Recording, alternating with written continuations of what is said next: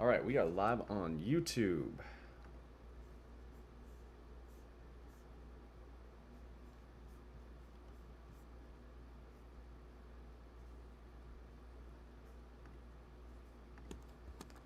Hello, YouTube. Just gonna get everything else set up.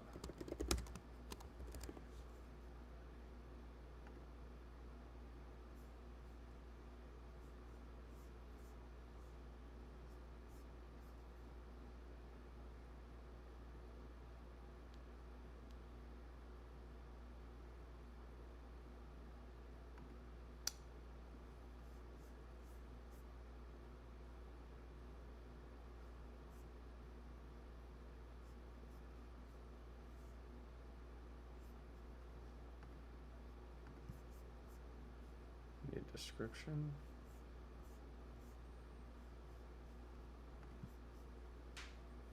No. Go live. Please add a live description. What?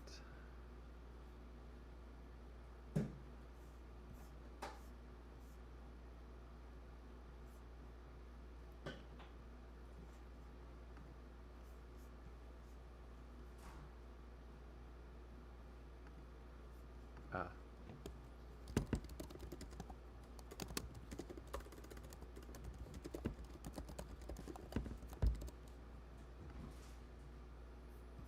Okay. We're so good. This is still... Right. Wait, that's actually perfect. Okay. We are going to go live.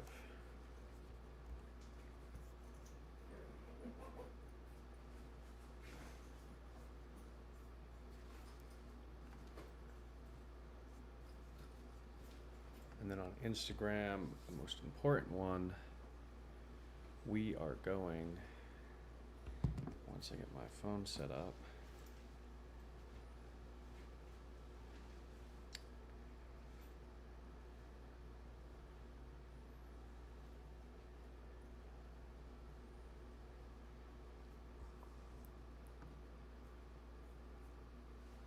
all right, we are live here.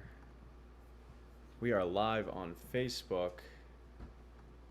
And now we're going to go live here as well. All right. So we are going to be covering all of the elections nationwide. Polls have closed in Virginia. And we have our first vote results back in Virginia. Here's what we're looking at. Perfect. Let's see, we can zoom right in here. So this is for Attorney General. This is not the governor's race. This is Attorney General. Right now we see Jay Jones leading. This is going to be very competitive, much more competitive than they're anticipating the actual governor's election to be, because Jay Jones was involved in a scandal with some leaked texts. This is still only 17% reporting. Polls closed at 7 p.m., so we're going to be getting information out of Virginia first. And they have a little chance to win thing. Right now, these numbers they're saying are trending in Jason Myre's direction. Jay Jones' chance are fading a bit with these early results.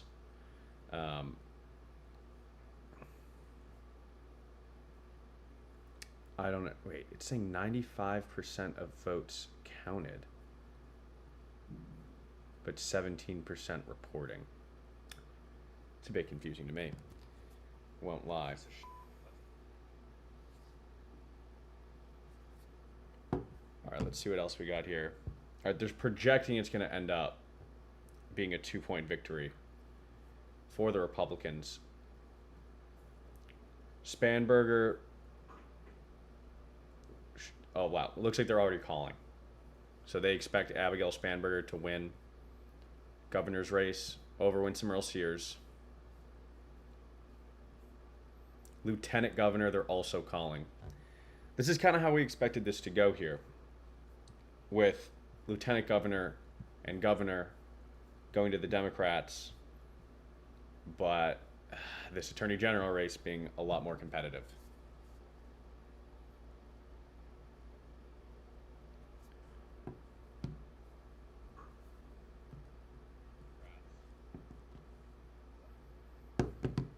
New York polls close at 9 p.m.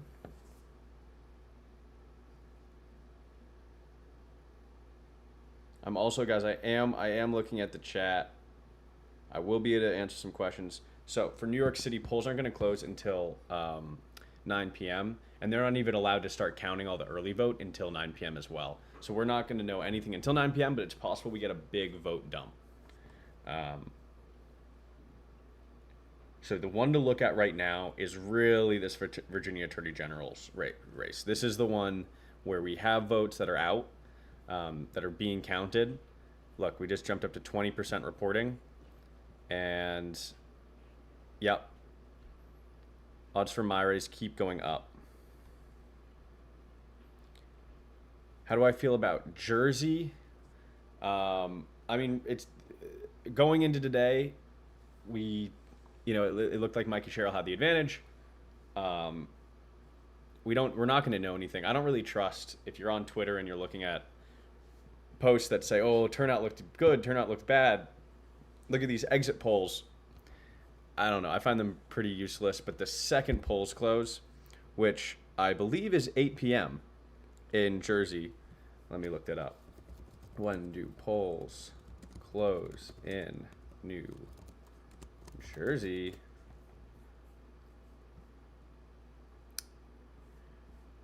Man, elections are confusing. Jersey City Mayor is going to be very interesting. I'm really interested to see. Yes, 8 p.m. 8 p.m. polls close.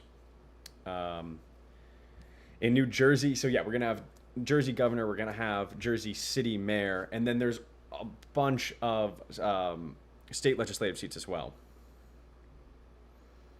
Do we know what percentage of people actually changed the votes from text message scandal? We'll probably never know exactly what it is, but like, there's nothing unique to Jay Jones outside of that scandal that makes him that different from Abigail Spanberger. We'll also be able to see all of these down ballot races in Virginia. I think we're going to see that he is a huge outlier. And I mean, they haven't called this one yet. But more votes just came in, and it's looking even better for Myrays. Am I pronouncing that right? Jason Myrays? Mieres? I think it's Miyares. Miyares. Thank you. Miyares. I do get those ads being in DC. I do see them. Yes, New York at 9. It's probably going to be a late night. It's probably going to be around midnight. We'll know most of these. All right, let's see what else we got going on here. So if we look at New Jersey, yeah, this is where we're going to be getting our results from. So we have our New Jersey governor. I want to make sure that we have our Jersey City ready, because that's going to be interesting. There are a lot of elections today. And then also in Minneapolis, yeah, we're going to be following this, where Omar Fateh isn't even showing up yet, but he will show up. We'll see if he's able to unseat Frey, though. Let's go back to Virginia. Still 21% reporting there. If you have any races you want me to look at, let me know.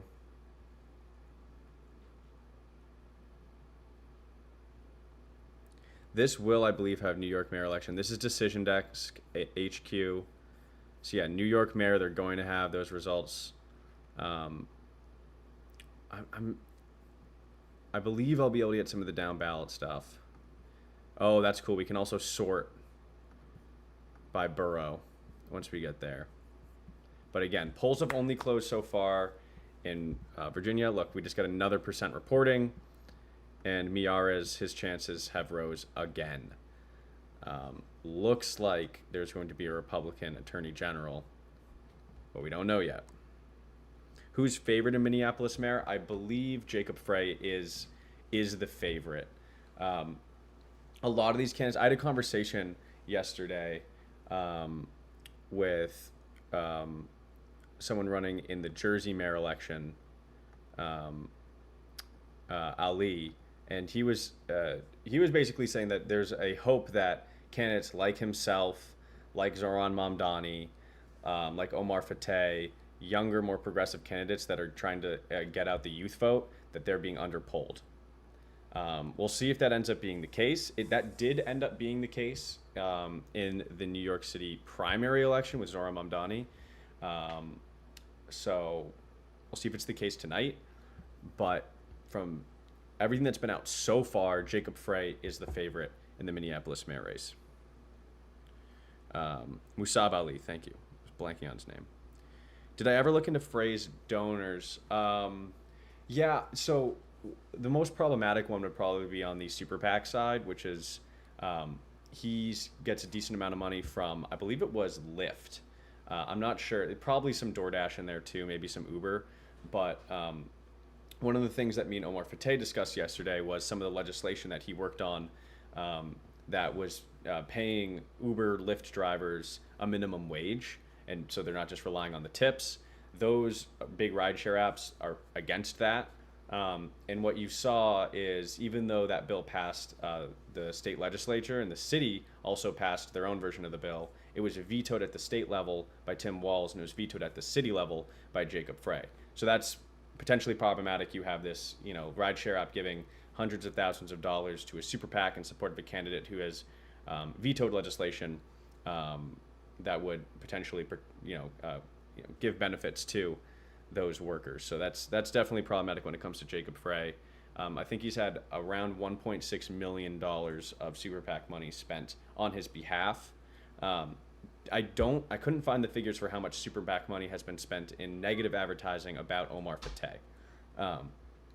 But that would be interesting. It is tough when we do these state elections.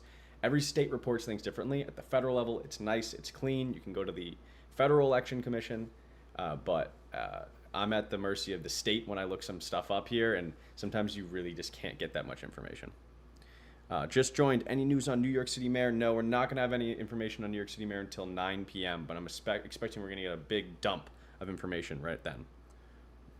On Georgia, Georgia, I believe actually polls might have. Yes, Georgia, Public Service Commissioner, special election. Looks like Democrat has won there. Well, let's see. Yeah, they've called it. They've called this election. 32% reporting. And then, in the third district, I guess, or the third public service commissioner, I'm not going to lie, I have not followed this race closely at all. Democrat has won there as well. There's going to be a lot of national takeaways depending on how Democrats perform. Whether those are going to be accurate, we don't know. Let's go back to Virginia, though. Ooh, you guys see that? You guys see that? So now this has gone up from just 21 to 24% reporting. Wait, did it just flip the odds? Whoa, you guys see that? This just went from minutes ago, 70% Miyares to Jay Jones now being favored. That's crazy. That's why you don't. That's why it's not called until it's called, right? That's wild. All right. So yeah, we're gonna keep following this one. This one is. I wouldn't be surprised if it swings back. Now they're saying that Jay Jones might win by 2 points. Look at that. That's happened all in the last 5 minutes. That's crazy. North Carolina had deadline. Let's see. North Carolina. I'm not seeing anything yet in North Carolina.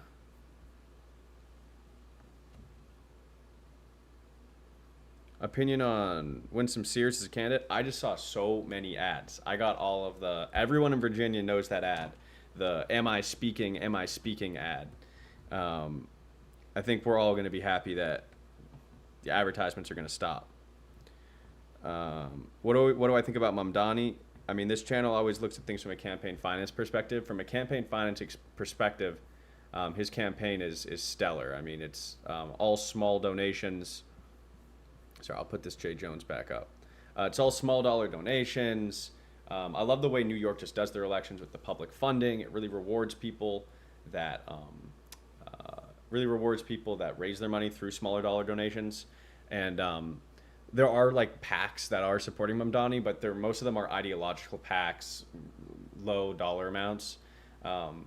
So, you never really want to judge someone just solely based off of their adversaries, but also when it comes to Mamdani, his adversaries, the Cuomo campaign, for example, both on the candidate committee side, the stuff that's given like directly to Cuomo's campaign, but especially the super PAC side, the money that's being spent to support Andrew Cuomo on the super PAC side and the anti-Mamdani money on the super PAC side is big money. I mean, it's the classic like big politics money. We're talking like people giving literally millions of dollars, individuals giving millions of dollars, corporations giving millions or hundreds of thousands of dollars to try to prevent Mamdani from winning.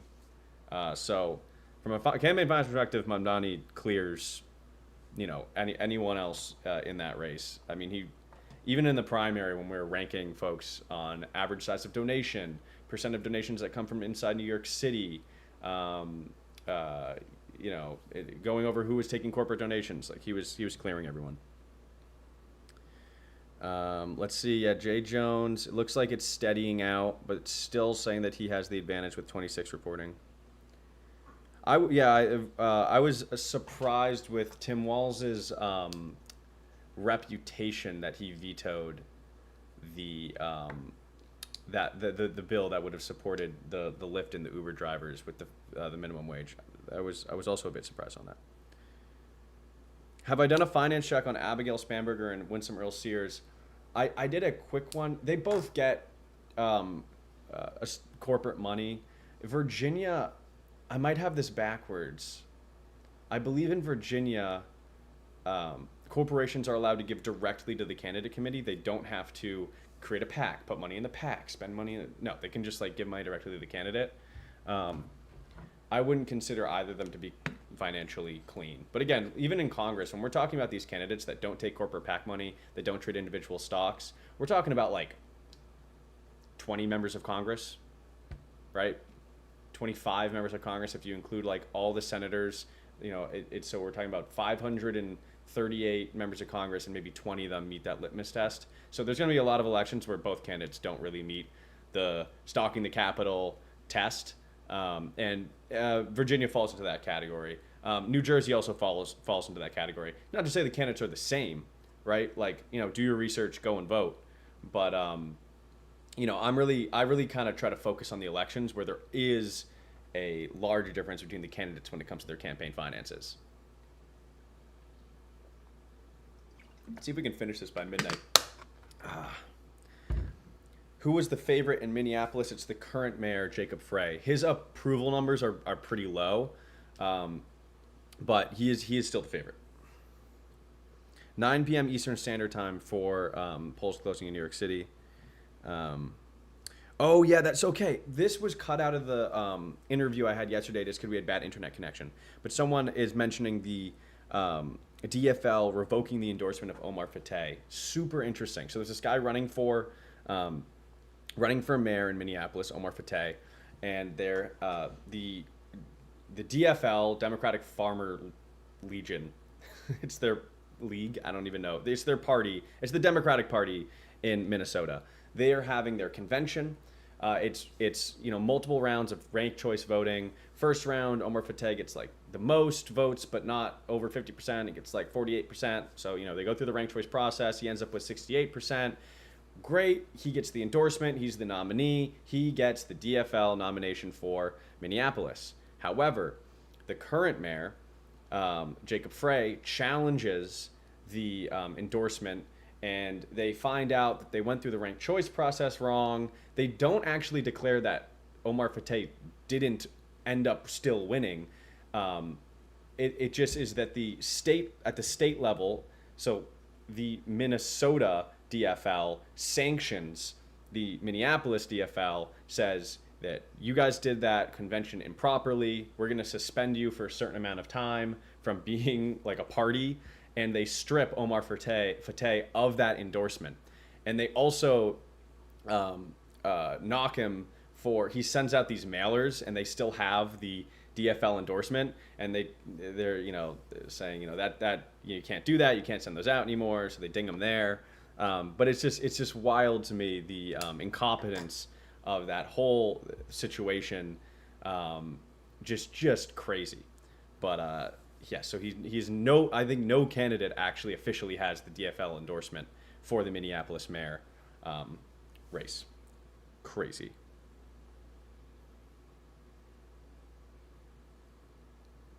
NYC's not called yet. Yes, so they have, sorry, for people that are just coming in, they have called the Virginia election. Abigail Spanberger has won. Ghazala Hashmi has won, lieutenant governor. Jay Jones is trending towards a win, which is crazy because just a few minutes ago, his opponent was in the lead. Is it possible to see how the California vote for Prop 50? Or is that only a local thing, or am I late? Wait, is it possible for you to see? I mean, we'll be able to see. I don't know when polls close in California. Probably late. Probably like midnight or something. Midnight Eastern Standard Time. Yeah. I mean, it takes a long time to count votes in California. But we'll see if they're able to call it early. It has a very good chance of passing. For those who don't know, Prop 50 is the redistricting ballot initiative in response to Texas's redistricting. Ooh, interesting. 29% reporting. And the Virginia Attorney General election is tightening a little bit. Very interesting. 11 p.m. Thank you. The marathon was hard. It was hard doing a marathon, but I want to do another one. What do I think about Seth Moulton's return of AIPAC donations? That would surprise me a lot.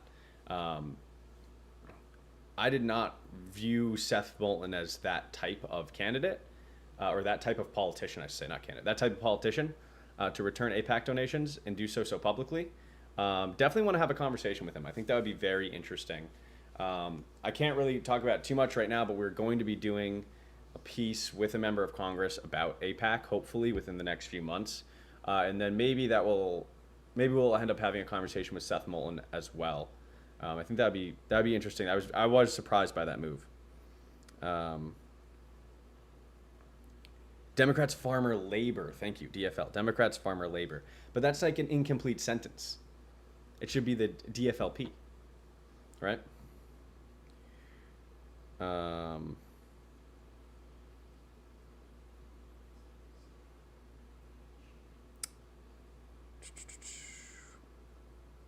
Alaska has a governor's race this year. I'm not seeing that.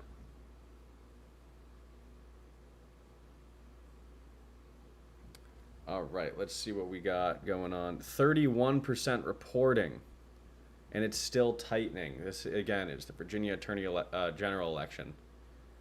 They're saying that Jones is going to win by just 1 point. Yeah, this is going to be fun to look at all night. Oh, man, can't get much closer than this. Oh my God, tightening even more. This is the horse race, ladies and gentlemen. Maine, there is elections in Maine. There's a ballot initiative in Maine regarding absentee voting. If the ballot measure passes, it would restrict some absentee voting. Looks like we don't got anything yet.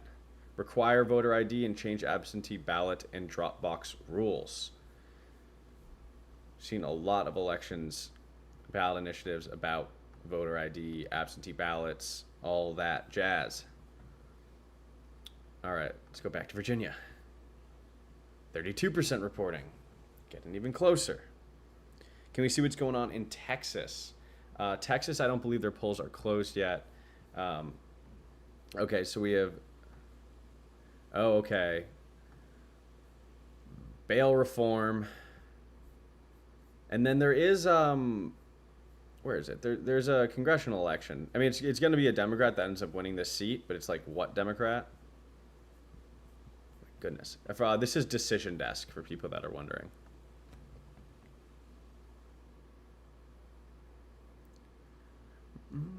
All right, let's see. 32% reporting. We're still there. Man, they're saying it's going to be now even less than a point. Again, they have called the election for Abigail Spanberger. They have called the election for Ghazala Hashmi, excuse me.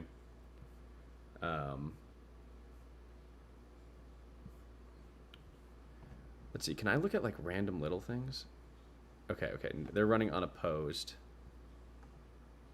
They're also running unopposed. If anyone wants me to look at any of these down ballot, if you voted in a down ballot election, let me know. I will take a look at it.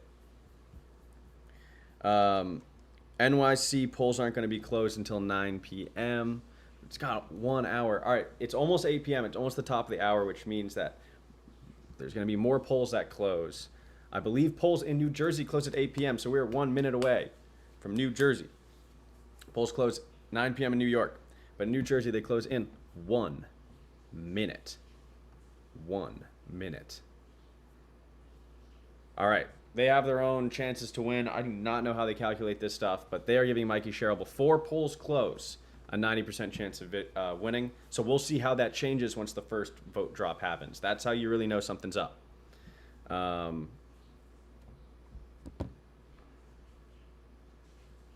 right, let's see. Well, I'll flip back and forth between Virginia and New Jersey. All right, another person. Whoa! Things have happened. Things have changed. Another 1%, but that new 1% that came in was good for Jay Jones.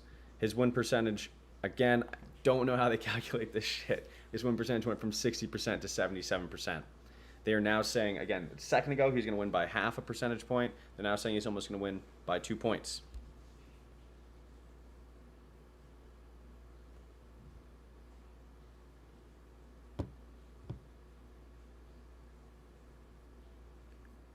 All right, let's see. Do we have anything in New Jersey yet? Also, is the stream looking good? Is everything clean? Am I lagging at all? Let me know if everything looks good. I'm a little bit new to all this stuff, but I'm trying to get the setup going.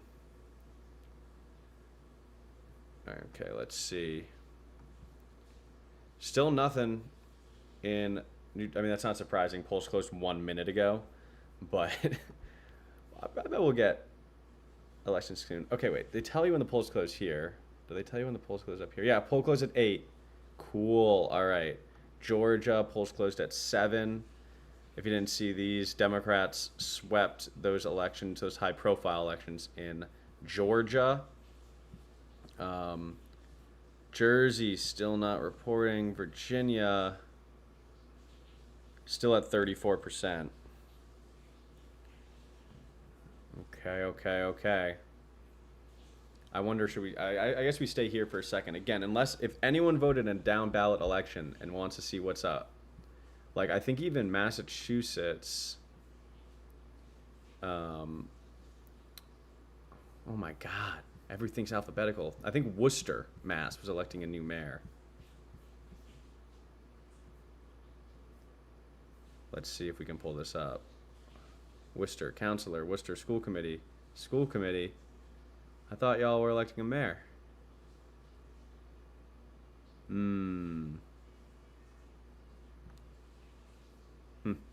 Nothing yet.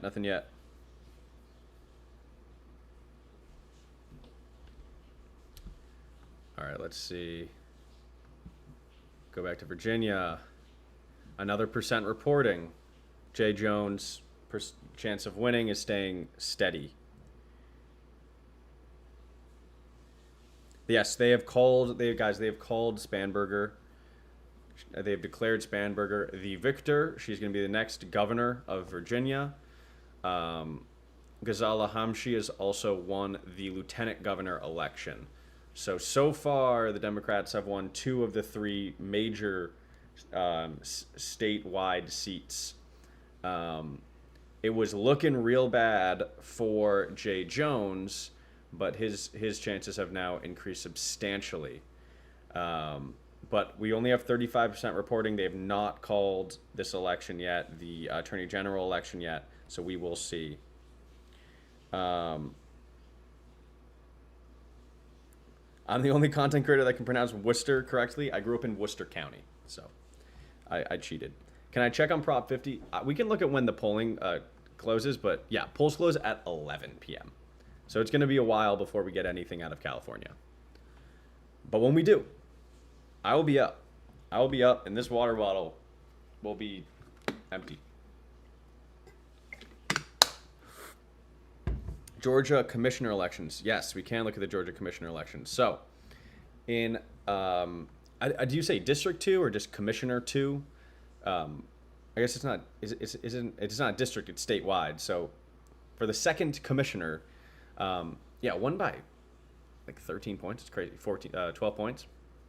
Huge victory, and then even bigger here, 17 points there. It's substantial. I don't know what folks were saying. Like, I don't know what the expected margin was going to be. We will see. This is actually, you see, this is actually cut down all the way to like 9 points. Dump of voters. They still have already called it, but these margins might not end up holding. Let's go back to, let's see. New Jersey, still nothing yet. I wonder, like, the big dump at the start is always the, like, absentee ballots, the early voting, all that type of stuff.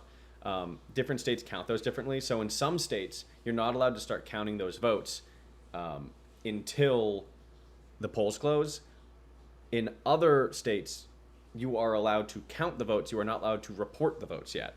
So the second the polls close, you're allowed to report all of the stuff you've already counted. Oh, we've got reporting. We have reporting in Newark. No, is this Newark? Hudson County has dropped, I'm assuming, their early vote. Yeah, look, 42% of the vote, 64,000 votes. So yeah, Hudson County had their shit together, and they're like, here's all of our early votes. Let's see. They think that does not matter. They're like that is not enough information to do anything with. But we will keep our eye on Newark. There's our first election results there. Again, if you want me to look at anything down ballot, when are the Detroit mayoral results coming in? I think Detroit, they're running unopposed. Like, I don't even think it's supposed to be competitive. Oh, okay. I guess they're not running unopposed. Polls close at 8.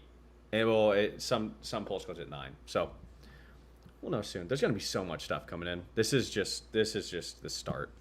I mean, New York closes at 9. Get to see the mayor race there and city council races. But let's look back at Jay Jones. 39% reporting. All right. And they're getting more confident about Jay Jones' chances. Again, crazy. So polls closed at 7. And, I mean, things were not looking good for Jay Jones. And then something happened here. I wonder what... I mean, we got votes back. But, big shift. Interesting. I'm really... I mean, if I'm going to be honest, I think New York, I think it's... Mamdani's a heavy favorite. It'll be interesting to see how much he wins by. I mean, you never know. That will be interesting to look at. Virginia, obviously, still covering Jay Jones, seeing if he's going to be able to win. Again, they've already called it for Spanberger. I think what's going to be really, really interesting, aside from Mikey Sherrill, 9%, sorry, 9% reporting now. They have not changed their prediction model. But I'm really, really interested to see what happens in this Minnesota mayor race. Polls close at 9, and I think we're going to really be able to see how good polling is in this race and in the Jersey City mayor race. I think it's going to be really interesting to see if the polls are undercounting these candidates who are able to electrify young voters. I guess we'll also be able to see that by margin of victory in New York City. But if Omar Fateh is able to pull something off here, and then if we go to New Jersey and we go to the Jersey City, how do we look at that? Okay. this be at J, Jersey City?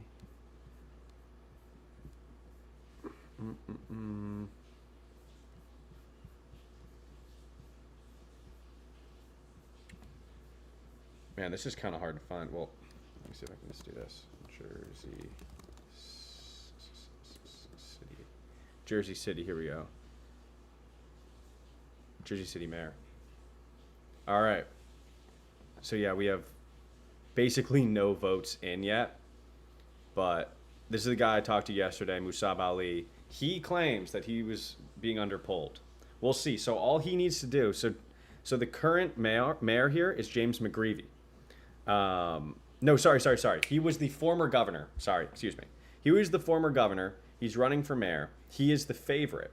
However, if none of these candidates get over 50%, which none of them are tonight, none of these candidates are going to go over 50% tonight. So what's going to happen is the top 2 candidates are going to go into a runoff on December 2nd.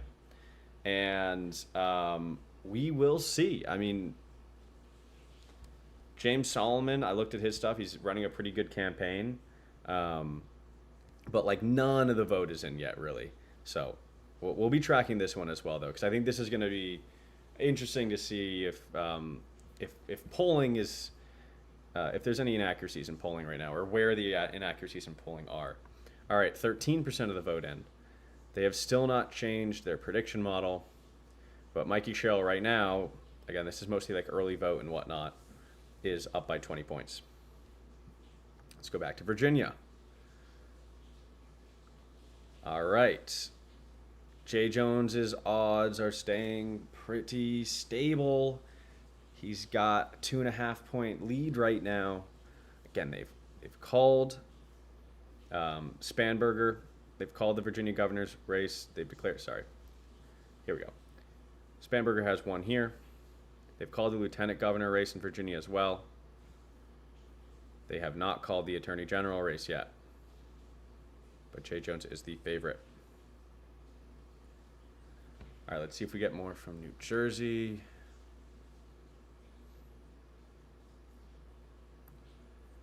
All right, we're done with Georgia. Here we go. Here we go. So Pennsylvania, they are having an election for their Supreme Court. How this election essentially works is it's a retention election. So they are voting on whether or not to keep the current justices, to extend the current justices' terms.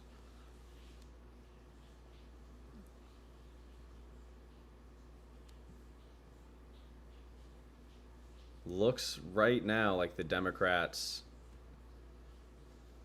I mean, we have like 6% of the vote in here. We have 5% of the vote in here, but they're giving the Democrats a pretty good chance of winning these elections. Yes, this is Decision Desk HQ. All right, let's go back to Jersey. Yeah, it's just staying stable at 13%. Again, if you want me to look at anything down ballot, let me know. Be happy to find a local election for you that you voted in. Okay, another percentage of vote comes in, and Jay Jones's chances increase again. We've got even more votes in. Yeah. It looks, I mean, so far what we've seen, we haven't seen a Democrat lose an election so far. There's some close ones like Jay Jones, but we'll see. And then we'll also see, so there's the Democrat-Republican divide, right? But then we're also going to see is there kind of the progressive left part of the party, the Democratic Socialist part of the party versus the more established Democratic Party. We're going to be able to see if there's any differences there. We'll be able to see that in New York. We'll see if Zohran Mamdani wins and by how much. We'll be able to see that in the Minneapolis mayor race. So I am so excited to see these results at 9 p.m. This is maybe the election I'm most excited to see the results in. And I left it out of my video today, which I can't believe I did. Newark, New Jersey City Council. I will look into that. Omar Fateh. So this is the Omar Fateh election. We don't have any of the results yet. Newark, New Jersey. So yeah, if we go to New Jersey, you'd have to tell me. I mean, here we have this city council election. I just don't know anything. There's no party affiliation in these elections, so I'll let you take a look. I'll let you take a look at this, and you can tell me what you think this means. But again, this is like none of the vote is in yet. I mean, right now, Gail Jenkins is winning by 3 votes. I don't know if that's good or not. I don't know if she's a favorite. I have no idea.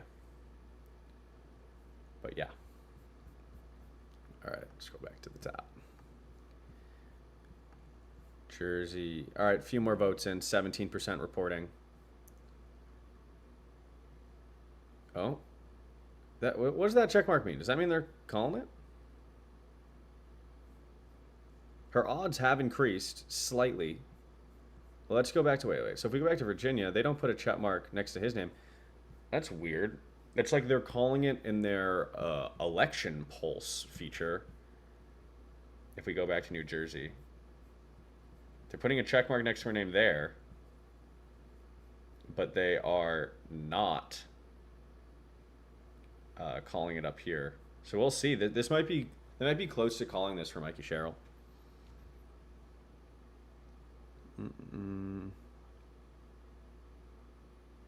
Do I think California will vote in favor of redistricting? Odds are yes. Odds are they will. How's New York City looking? Polls have not closed yet. Yeah, I can't see Omar Fateh's name on the Minneapolis mayor election section either. It's possible there's just like 50. Oh, here we go. Show all candidates. Yeah, there he is.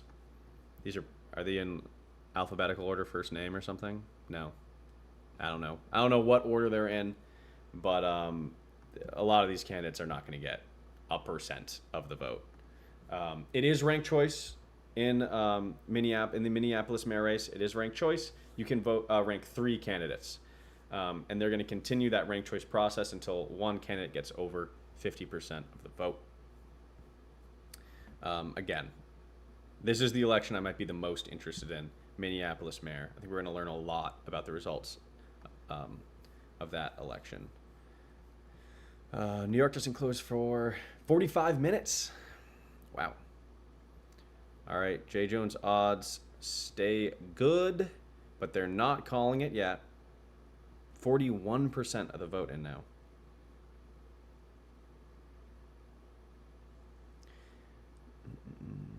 It is interesting. I mean, like, Jay Jones winning is basically like the scandal with Jay Jones was some texts were leaked where he something said something about he made some political point like if my opponent's children died then maybe she would something. It was pretty bad. So if he's still able to win an election by 2 points in a purple-ish state like Virginia, that looks pretty good for the generic ballot for Democrats. Because again, Spanberger won. We don't know the margin yet. We're not gonna know for a while. But it looks like she's up by 10 points right now. And the lieutenant governor's race, they're up 8 points. So you can like send death threats and still win by 2 points. That's pretty good if that holds. But again, they have not called it. But look, Jay Jones's odds just got even better.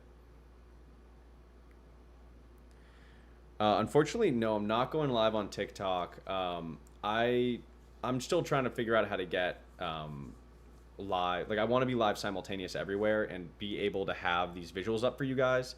And I just don't have the software permissions yet from TikTok, but hopefully I'll have those soon. So next time there's an election, maybe it will be that Jersey City special election on December 2nd. I'll be able to be live everywhere all at the same time.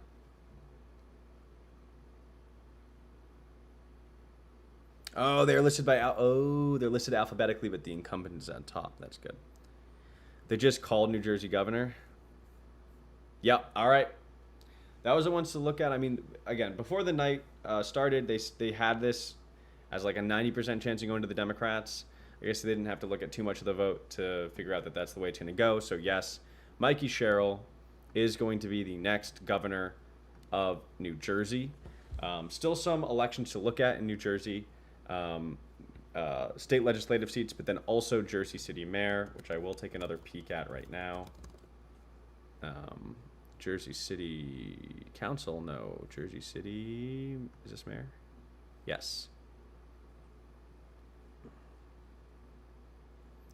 I'm not sure how many votes they're expecting to come in here.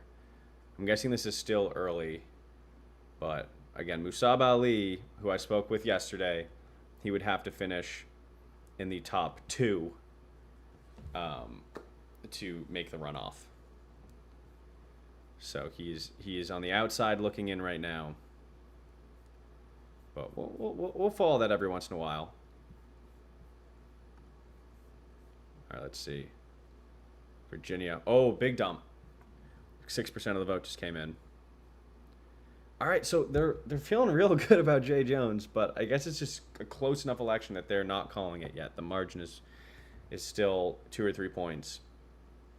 I got 1.6 million votes. It's also going to be something we're going to be looking at is just overall turnout. Just how many people are voting in, an off-year election. Will be interesting to see.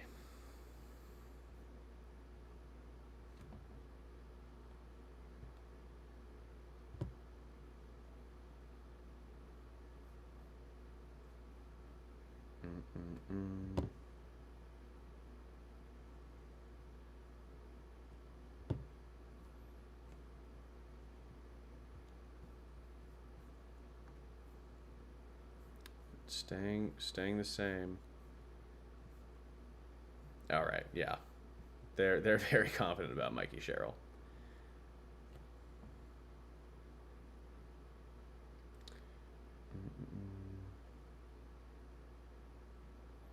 Oh, that's very interesting. I think you're right. Mikey Sherrill was like in office. So yes, that means that there'll be a special election for Mikey Sherrill's seat.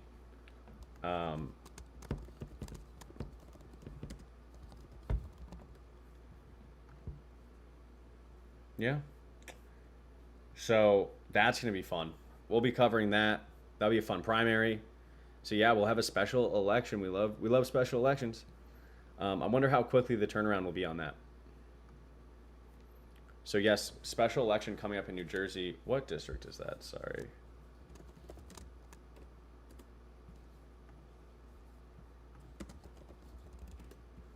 Mikey Sherrill. Just gotta say, I hate when they don't put like their district. 11th. The 11th district in New Jersey will be having a special election. That's fun.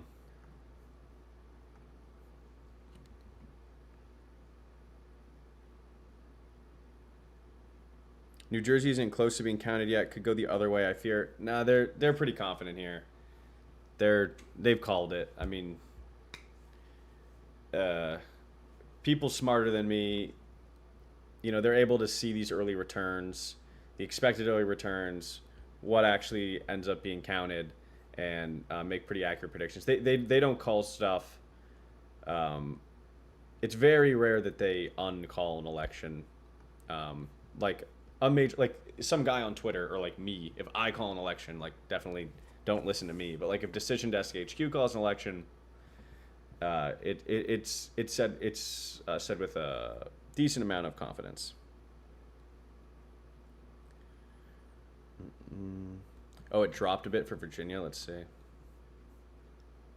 I mean, from 94% chance of victory to 92% chance. I mean, this is looking pretty good. Again, 40 minutes in, it was not looking good. Right around here. For Jay Jones.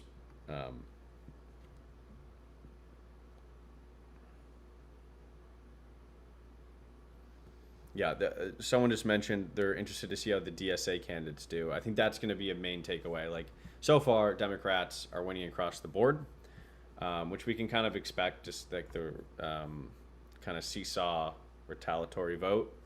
But we'll see how people like Omar Fateh do. We'll be able to see that at 9 p.m. That's Minneapolis mayor. We'll be able to see if Zoran wins and by how much, which is going to be very interesting. And you never know. I mean, there's going to be some special elections, like we just talked about in New Jersey's 11th congressional district. You wonder if a DSA candidate gets some momentum because of election results here. What about Maine? Maine just has these ballot props. Where are they? Maine. Oh, here we go. Thank you, thank you. All right, we have some early vote on the ballot initiative in Maine, which would require voter ID. If it passes, it will require voter ID, and it will make stricter absentee ballot and box drop rules.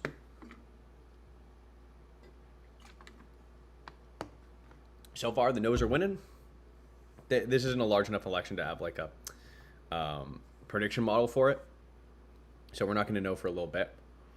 But yeah, what is this? Extreme risk prediction. All right, this looks like some sort of red flag law. Ballot initiatives are notoriously very confusing, but this seems like so far the yeses are saying yes, we want more restrictions on firearm access. I think. And then not much is in for these other things in Maine, but yeah, there's elections in Maine. All right, let's see. They have not called it for Jay Jones yet, but they have his win percentage up to 97%.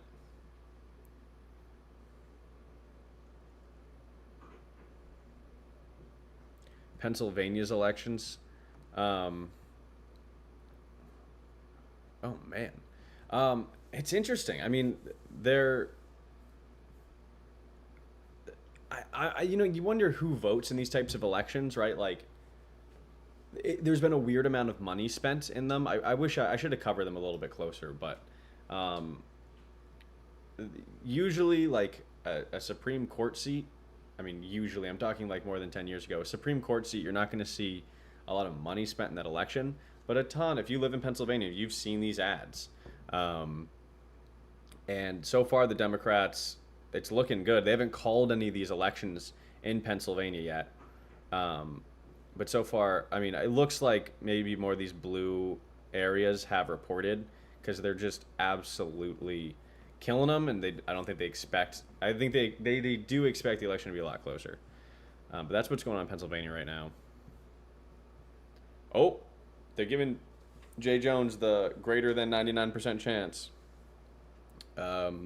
designation, but they have not called it yet. I'm expecting them to do that. I mean, I have a 99% chance if I say that to be right, and that'd be Democratic sweep in Virginia. Again, we would still have to look at like those the down ballot legislative districts, but that does look pretty good for the Democrats. It's a red flag law in Maine. Yeah, that makes sense. Graham Plattner is he's running for Senate on the normal midterm schedule. So that's going to be November 3rd next year, with every member of Congress and a bunch of senators. Did they call New Jersey for Mikey? They did. Oh, that's New York. New Jersey. They did call New Jersey for Mikey Sherrill. Again, if you want me to look at anything down ballot, just let me look. Is Musab winning? Yeah, let's take another peek there. Jersey City. This is the Jersey City mayor race. Looks like things haven't really changed. Oh, right. This is number of precincts reporting. Things have not changed. Again, he needs to be in the top 2 to make the runoff. I don't know how many votes they're expecting to come in there. Let me just look up like the population of Jersey City.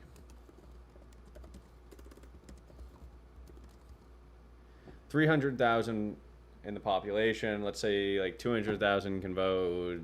I bet like 100,000 will. So, well, Jersey City mayor, and let's go to like Ballotpedia. All right, this is the mayor election, Jersey City 2021. The person who won that race won with 28,000 votes. So if we go back to Jersey City over here, yeah, they right now. I mean, there's more candidates, right? So I guess we should really do it on like the total amount of votes. So there was like, I mean, like roughly 40,000 votes. So I mean, this is a substantial amount of the vote. 24,000 votes already. But you'd think because there's a governor's race, there might be more turnout. So we will see. But let's go back. Let's see if they've called it for Jay Jones yet. They must, right? Like, come on. Yep. All right, they've called it for Jay Jones. His win percentage went down, but they called it for Jay Jones. So, Democratic sweep at the statewide level in Virginia.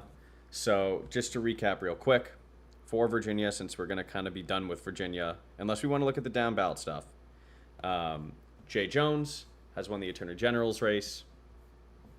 Abigail Spanberger is going to be the next governor of Virginia.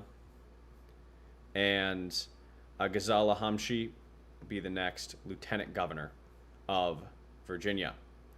So if people want me to look at something down ballot, you know, like these, I don't know.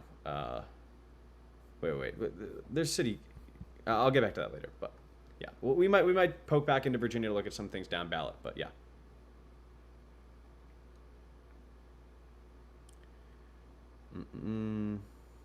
Yeah, the Supreme Court judges in Pennsylvania is important. They have not called anything yet. Looks like mostly blue areas have reported. Things are looking good for the Democrats, but not, you know, not enough to call anything yet.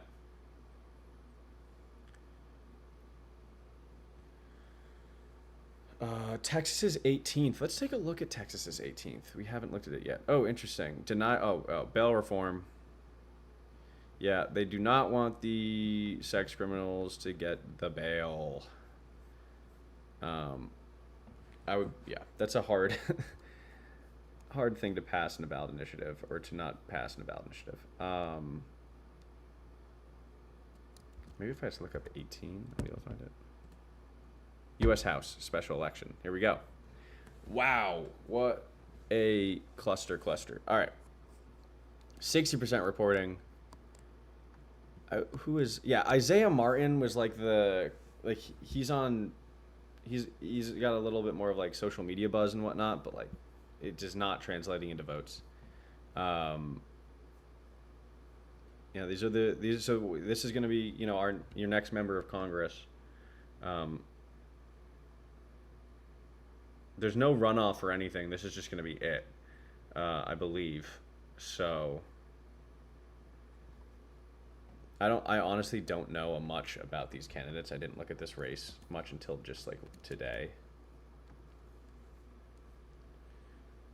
Attorney, politician, county attorney for Harris County. Gotcha. If folks know more about that election, let me know. But yeah, this is the only federal congressional election happening today.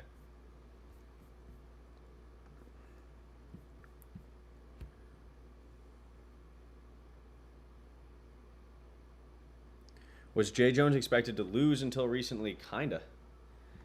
Jay Jones was, I mean, they were saying like 45 minutes into counting the votes, they only gave him a 28% chance of winning. Before they started counting votes, he only had a 41% chance of winning. But like things were not looking good apparently in the early returns, and then looked good enough to call the race. How did Virginia go in the last presidential election, and by how many points? That's a great question.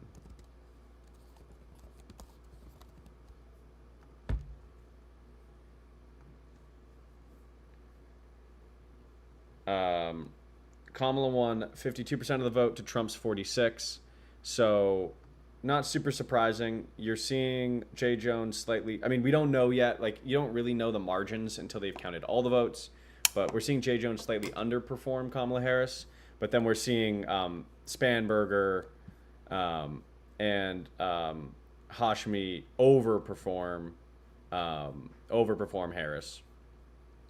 Not super surprising, um, but yes, I mean Virginia is like it's purple, but it's obviously it's like blue. It's a bluish purple.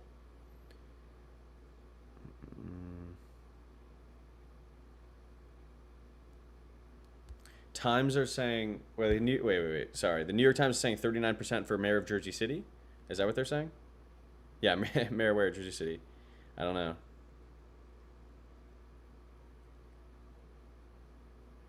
Prop 15 California, guys, polls aren't going to close until 11 p.m. How's the Virginia House looking? Let's try to look at the Virginia House. There's probably some website that has a prediction for who's going to hold the House. But I think we should be able to... Virginia... One of these is going to say, like, the House. They call it, like, the House of Delegates, right? Let's see. House of Delegates. Okay, yeah, let's take a peek. Let's take a peek at some of these. All right. Called it number 1 called for a Democrat. There's so many.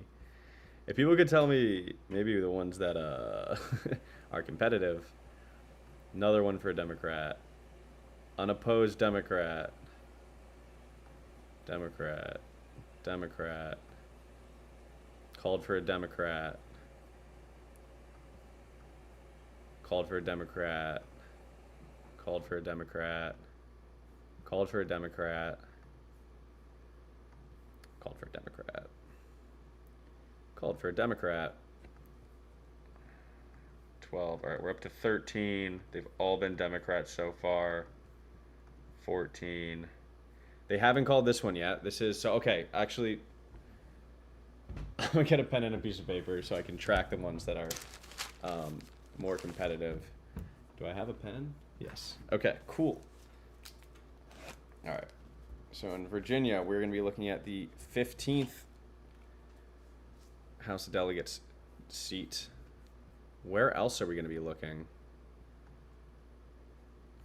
I've already called that one for a Democrat. Haven't seen one called for a Republican yet. Okay, they haven't called the 16th district yet. No, it was the 17th? 18th. I'm dumb. They haven't called the 18th district yet in Virginia. Unopposed. Called for a Democrat. They haven't called the 21st. This is the closest one we've seen. Haven't called the 22nd. I wonder if those first few are just all in a blue city. Called the 23rd. Sorry, what was that person's name? Was it Lori Trahan? Luke. Okay. Okay, these have still nothing has been called for a Republican.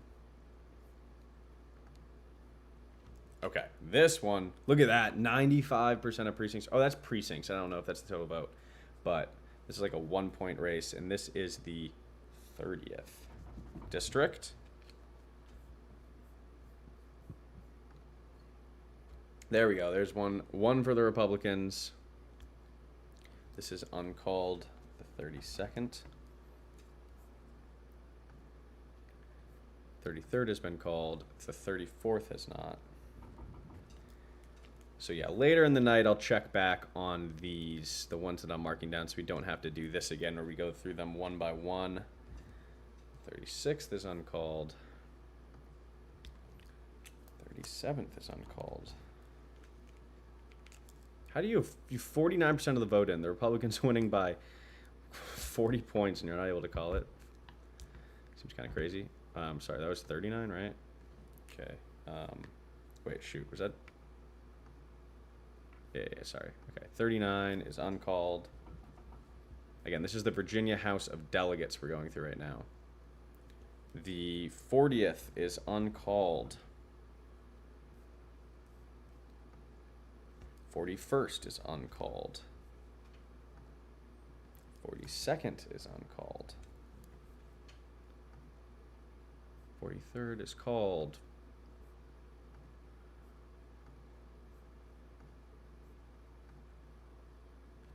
'48th is uncalled.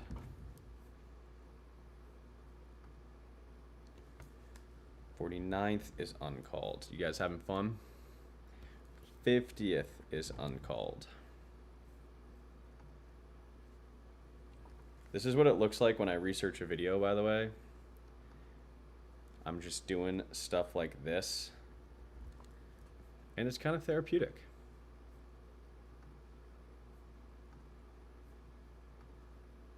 But it does give you all a chance to get your questions in.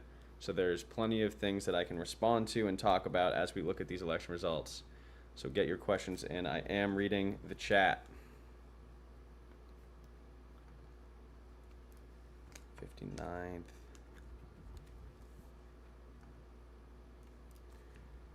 Oh my goodness, there's still a lot. How many other? Oh my god, there's 100. There's 100. What? All right, well I'm already at 60, so like we have 20 minutes until the polls close in New York City. 63. Now these are all uncalled too. Look at that, 50-50. They're only separated by 13 votes. Damn.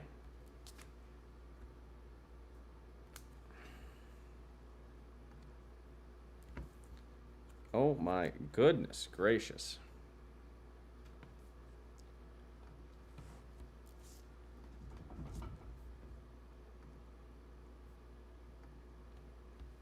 That's the 69, right? 69th. Okay, they've called that one. Oh, 70th. 71st.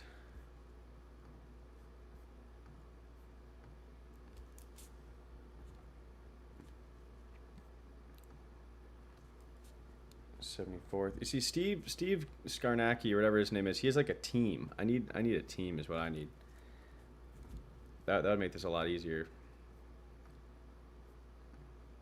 All right, we're getting there. 78th.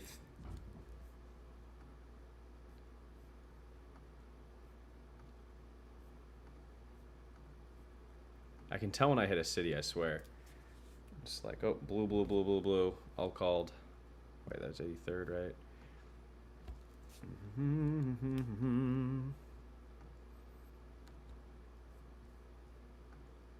86th. I'm running out of space on this page.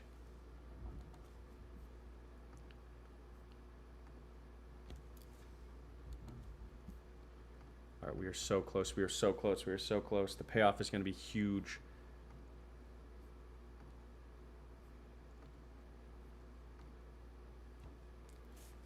'94.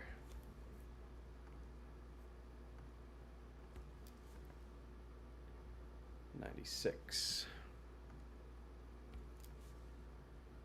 '97. '98. Oh my goodness, 99. The 100th district is also up for grabs. Okay, now I have all of the undecided Virginia House of Delegates seats, so we can check up on those later. Thank you for bearing with me. Let's get back to the results. All right. Okay, updates in New York City. They're coming at 9 p.m. They're not going to come in all at once, but I bet we're going to get a big dump of votes. I will be streaming probably at least until midnight. Can you see Texas, please? Yes, let's go back and take a look at the Texas. So this is the bail bond reform, and then we also have the special election in the 18th congressional district. They've called it. So what is that? Christian Menefee. He will be the next member of Congress for that seat to be sworn in whenever Mike Johnson feels like it. We'll see when that happens. Pittsburgh mayor called for the Dems. Let's take a look at that. Oh, we can also, oh, okay, look. So Supreme Court stuff is tightening a bit, but it looks like the prediction model has already kind of accounted for that. So it's not really changed the prediction model that much. But yeah, we are seeing these are getting a little bit tighter than they were. But then, yeah, let's look at Pittsburgh. Pittsburgh. Town supervisor. See, I'm not super good at navigating this.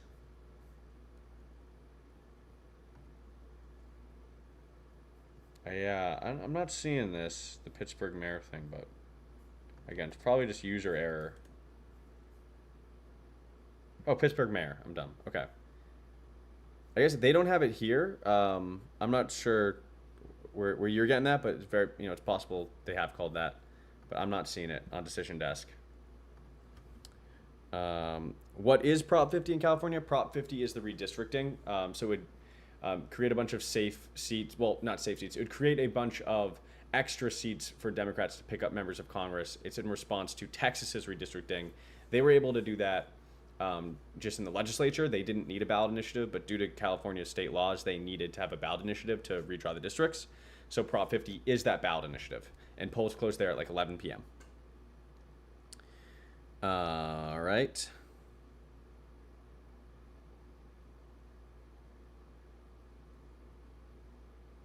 Oh, Seattle. Yes, Seattle's going to be very interesting. Thank you for bringing that one up. So polls don't close until 11 p.m. Eastern Standard Time. They close at 8 p.m. Pacific. And yes, so the current mayor is not the favorite. Katie Wilson is the favorite. Katie Wilson, pretty cool candidate. Very interesting candidate. They have good financial integrity. If you watch Stalking the Capitol, unfortunately didn't have time to cover them on the main channel. But that's another victory that we could kind of see for these candidates that are running these different kinds of races when it comes to campaign finance.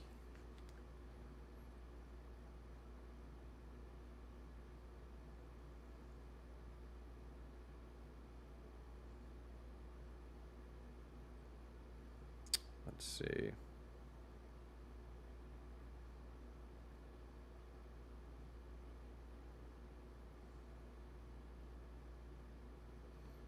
New York Times has called the Virginia House of Delegates. That makes sense. But still, supermajority could be up for grabs there. Tennessee congressional race. Do you guys have a? Oh! You guys do. But it's not tonight. Tennessee, I believe you guys. It's in like a month, I think. Tennessee special election.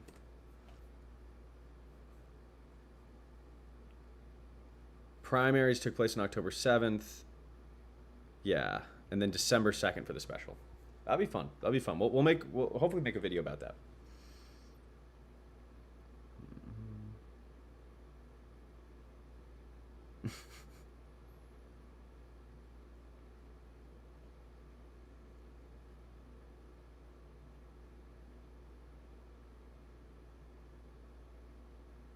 New York Times tracking this. The thing is, I don't have New York Times election results. I don't have that New York Times subscription. Oh, yeah, you see? All right. Everyone close your eyes.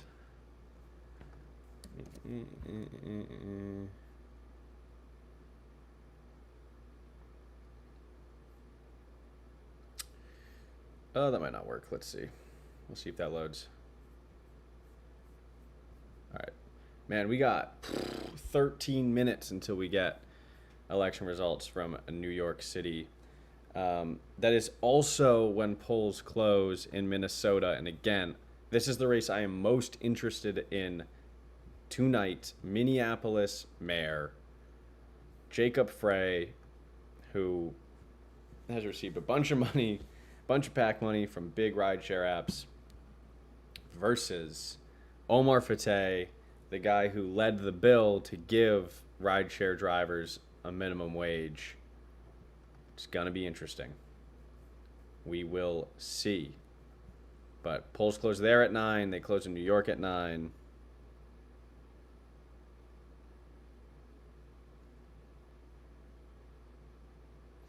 Zoran is going to win New York City. It's just a question about how much, in my opinion. Yeah, I agree. I think that he's probably going to win, but yeah, I think it's going to be about by how much. And he's even kind of talked about that when it comes to his agenda when working with Albany, the state government, basically saying like the larger we win by, the more we might be able to get some of our legislation through. This is Decision Desk, guys. This website. I saw the funniest clip of Curtis Sliwa recently. If you guys look up Curtis Sliwa, cats and rats, it's a masterpiece.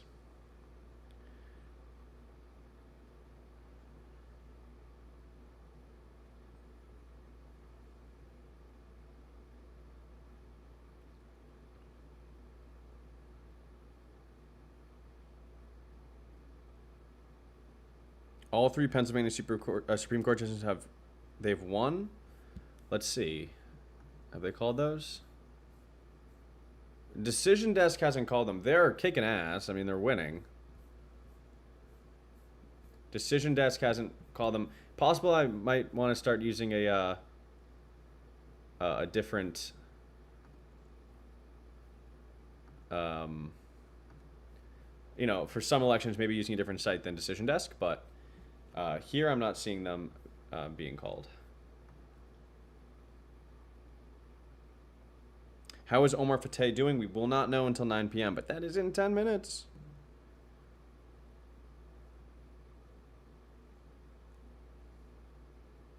I don't know anything about this plane crash, guys. I do not know. I can only see the election stuff on my screen. My phone is on Do Not Disturb. What is the result for Jersey City? That's actually a good point. We might have more information there.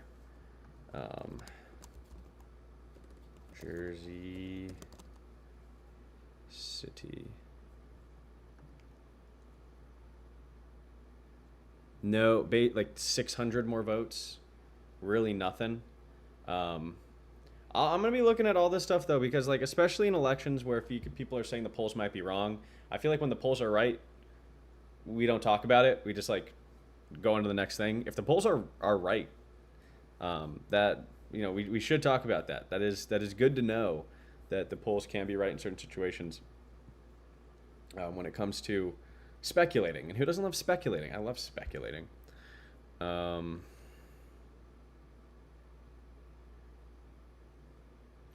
think Curtis Sliwa should be parade czar. I think that's perfect. He gets to go to every parade. Yes, New York polls close in 9 minutes. Zoran has not won. There are no votes in yet. This is what the New York mayoral election results look like right now. Let's see how many votes Eric Adams gets. Let's see if people are still riding with Eric. But yeah, so Zoran Mamdani and Curtis Sliwa are both on the ballot twice. Curtis Sliwa he's on the Republican ticket, and then he's also on the pets something animals line, and then Mamdani's on the Democratic ticket, and then the Working Family Party's ticket as well. Musab Ali, hey, we don't know that we not that many votes are in yet for the Jersey City election. We don't know if Musab Ali has lost. He could have. I mean, they're not giving me any sort of predictions there. New Jersey governor has been called. Mikey Sherrill has won.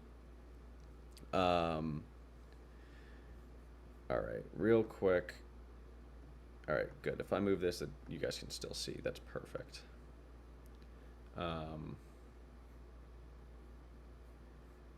want to make sure I'm answering questions from everyone. All right, all right, all right. I should have brought some snacks. I'm gonna get hungry. I won't get thirsty because I'm gonna finish this before midnight. All right. Maine. Let's see. Maine, it's just ballot props. I mean, there's down ballot stuff, but looks like the voter ID law, so far, to me at least, it looks like that's going to get struck down. So that will not pass. There will not be stricter voter ID laws or absentee ballot rules in Maine. Shoot. I mean, in Maine, they need all the ballot drop boxes they can get. It gets pretty rural. You don't want to have to drive too far. And then this what'd you call that? Gun safety law, red flag law looks like it's trending towards. It's not called. Looks like it has a good chance to pass.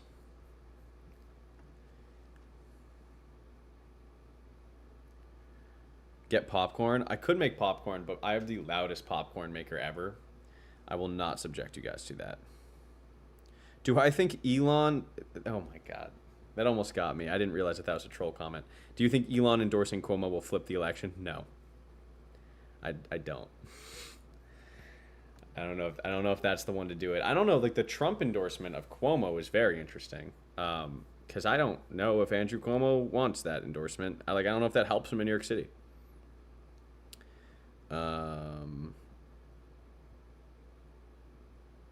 Prop 50.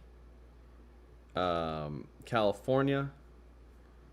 The polls don't close until 11 p.m. But we'll be here. We will be here. Oh my goodness, we got 5 minutes until polls in New York City close.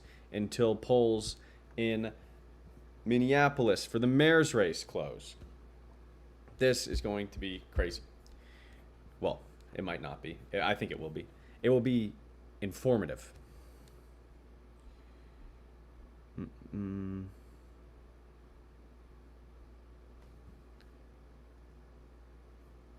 right, I'm going to see if there's any Jersey City votes out. Jersey City mayor. No, staying exactly the same. All right, let's see if I can... Is that what's being reported everywhere?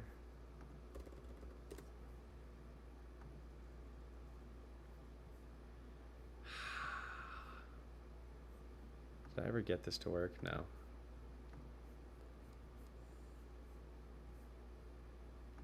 Washington Post.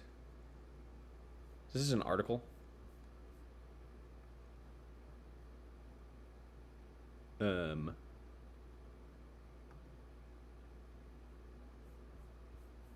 Not loving that.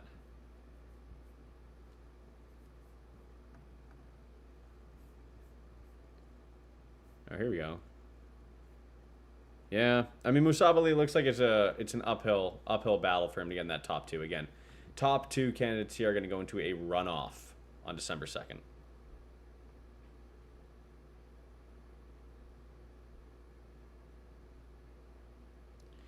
NYC, I'm assuming that there's going to be a major ballot drop, probably around like 9:04, 9:06. We'll probably know a lot in just a few minutes. Yes.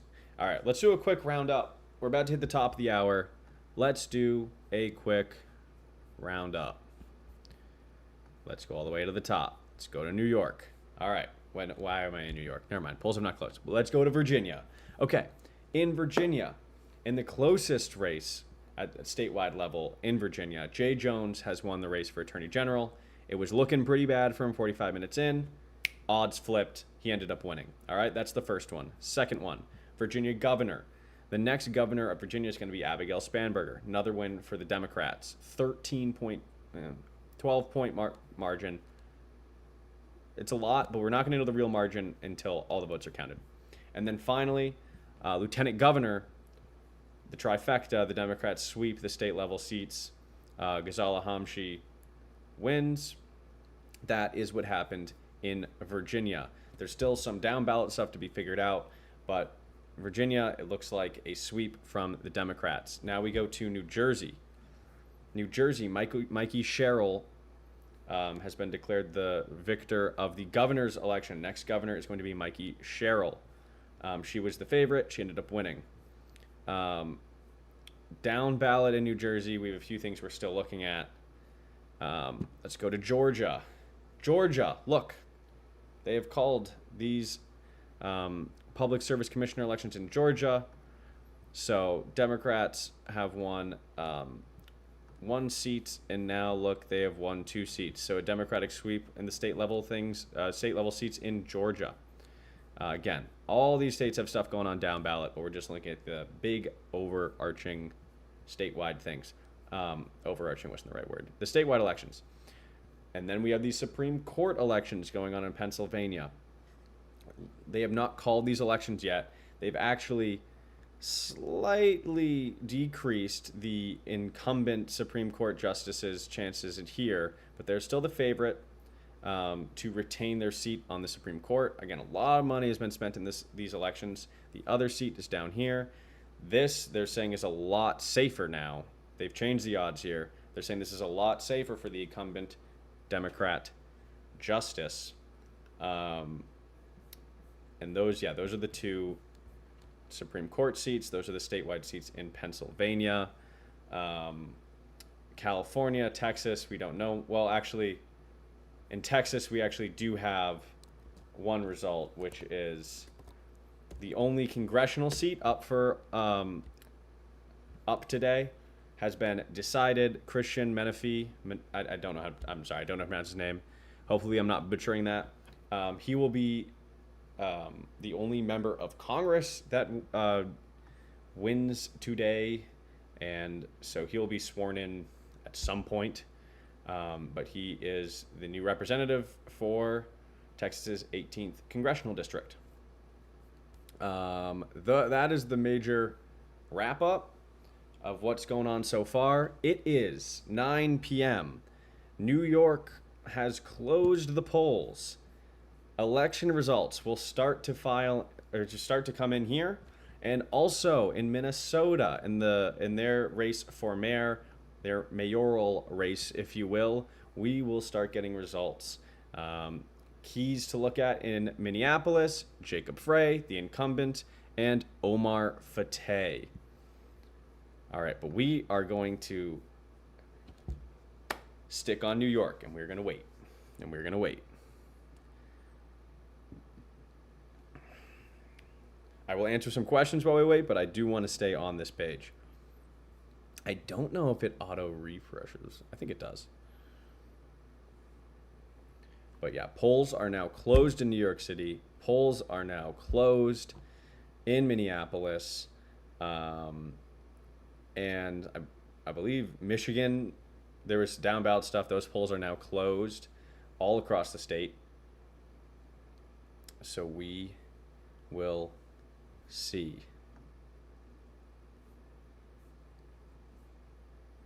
Also, guys, like, there's tons of down ballot stuff going on. City Council in New York as well. I'm also going to be checking, just making sure that nothing comes in Minnesota. I'm just going to be flipping. New York, Minnesota. New York, Minnesota. Will Curtis Sliwa get more votes than Andrew Cuomo? How many votes will Eric Adams get? I can do a quick check on the Texas props. Bail reform looks like it's going to become stricter bail reform for violent or sexual offenses. That's the one that they have on their main page. Still nothing in New York. It's been 2 full minutes. Nothing in Minneapolis.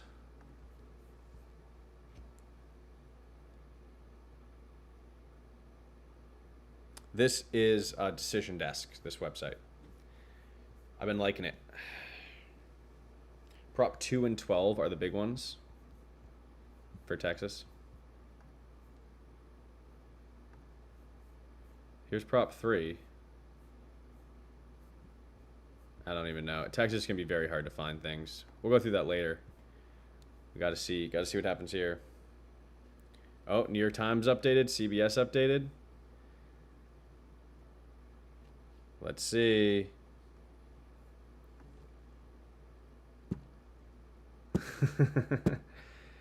Come on.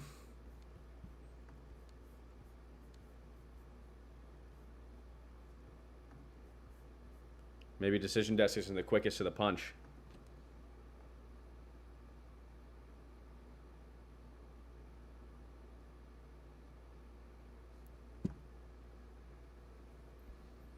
People are saying 51% Mamdani, 36% in. That'd be a crazy lead. Oh, we have results. Yes, so Andrew Cuomo with Zohran Mamdani with 51% of the vote. Andrew Cuomo 39% of the vote, almost 40% of the vote. Curtis Sliwa only 8% of the vote. 2,000 people still rocking with Eric Adams. Let's go county by county. The Bronx is very representative of the race at large. Kings County, relatively better for Mamdani. New York, it's closer. Sliwa's not getting much. Queens is pretty representative of the race at large. Richmond County, Cuomo is killing it. Is that Staten Island?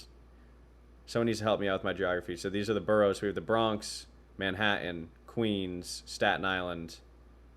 Is Kings Brooklyn? Do I not know? Someone from New York can let me know, because that's confusing me. But let's just go overall. I mean, this is interesting. This is Cuomo.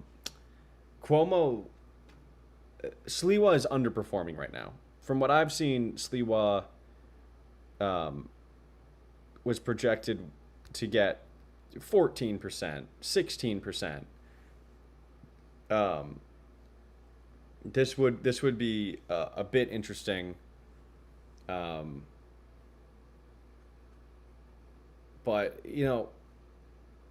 I'm not sure exactly how this is changing the odds. We could look at some of the odds. Oh my goodness, yeah. All right, they called it. Zohran Mamdani is going to be the next mayor of New York City. Easy. Mamdani victorious. Cuomo on the independent line loses. Curtis Sliwa, outside shot. The GOP loses. Eric Adams, the incumbent, dropped out. Not even close. So again, Zohran Mamdani is the next mayor of New York City. I'm going to look at Minneapolis. Nothing's in yet. But I'm telling you guys, this is the election to watch. We'll look back at New York because margin of victory is going to be very interesting when it comes to Zohran Mamdani. Margin of victory we're going to be looking at. But this Minneapolis mayor race is going to be super interesting to see how close it is between Omar Fateh and the current mayor, Jacob Frey. Oh, right. We can also look at these Pennsylvania Supreme Court seats, which have not been called yet. Interesting. Looks like things are trending. This election is getting closer in Pennsylvania for the Supreme Court election. This other one, they haven't called it yet. This other one they're saying is pretty safe for the incumbent Democrat justice, but this seat on the highest court in Pennsylvania looks like it's tightening up a bit, which is interesting. There must be a lot of Republican votes still out there, since the Democrat is winning by 30%, 30 points right now. Again, they have called New York. Zohran Mamdani is going to be the next mayor of New York City. They do a really good job of counting their votes really fast. 800,000 votes, and that came out like 5 minutes after 9.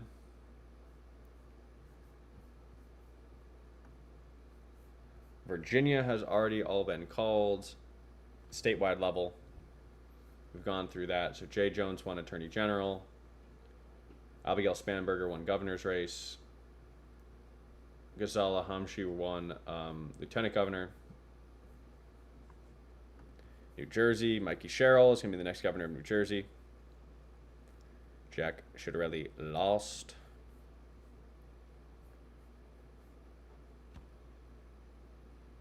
Yes, so yeah, guys, Zoran has won. Zoran is going to be the next mayor of New York City.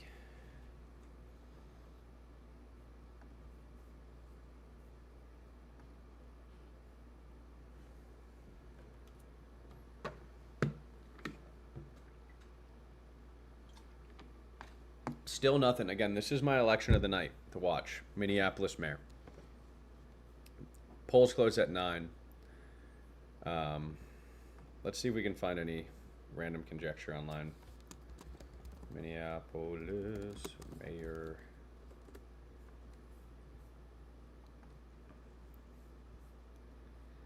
They still have nothing. Again, it's rank choice, which can make things a little harder to, or take longer to count.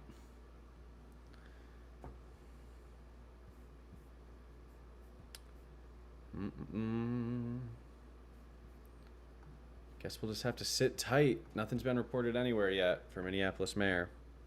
Where am I seeing Mamdani called? Mamdani, yeah, they called it on Decision Desk. I believe New York Times has called it. Is that true?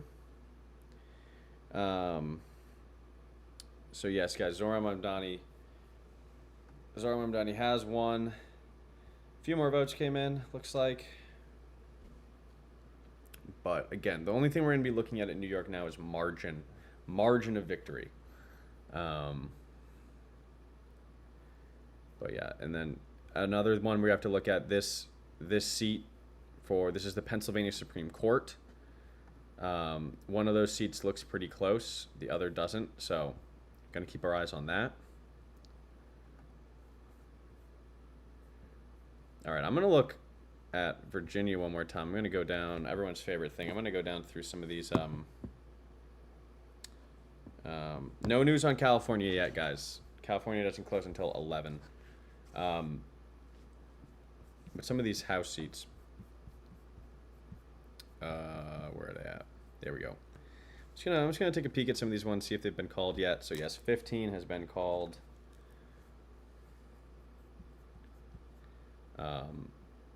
This is in Virginia, guys. 18 has been called. Wow, 21st has been called. 22nd has been called. 30th has still not been called. 32nd has still not been called. 34th has not been called. 36th has been called for the Republican. 37th has been called. The 39th district in Virginia has been called. The 40th has not been called. The 41st has not been called. The 42nd has been called. 48th congressional district has been called. 49th has not. 50th has. 51st has not. 52nd has not. Called the 56th. And the 57th. And the 58th. Not the 59th. They've called the 60th. Man, so many in a row that were uncalled before. 61st they've called. 62nd they've called. 63rd they have not. 64th they have not. 65th they have not. All right, we're getting there. 60th, 66, sorry, 69th they've not. Ooh, that one's interesting.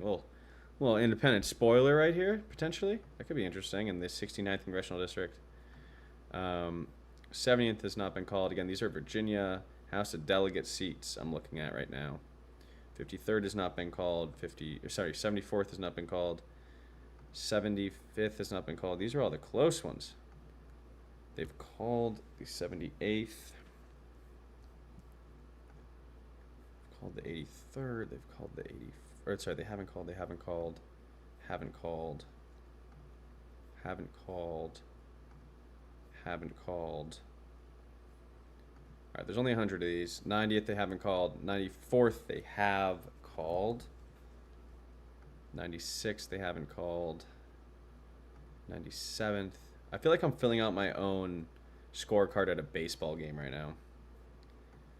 100th they have not called. All right, so we still in Virginia have 1, 2, 3, 4, 5, 6, 7, 8, 9, 10, 11, 12, 13, 14, 15, 16, 17, 18, 19, 20, 21, 22, 23, 24, 25, 26, 27, 28, 29.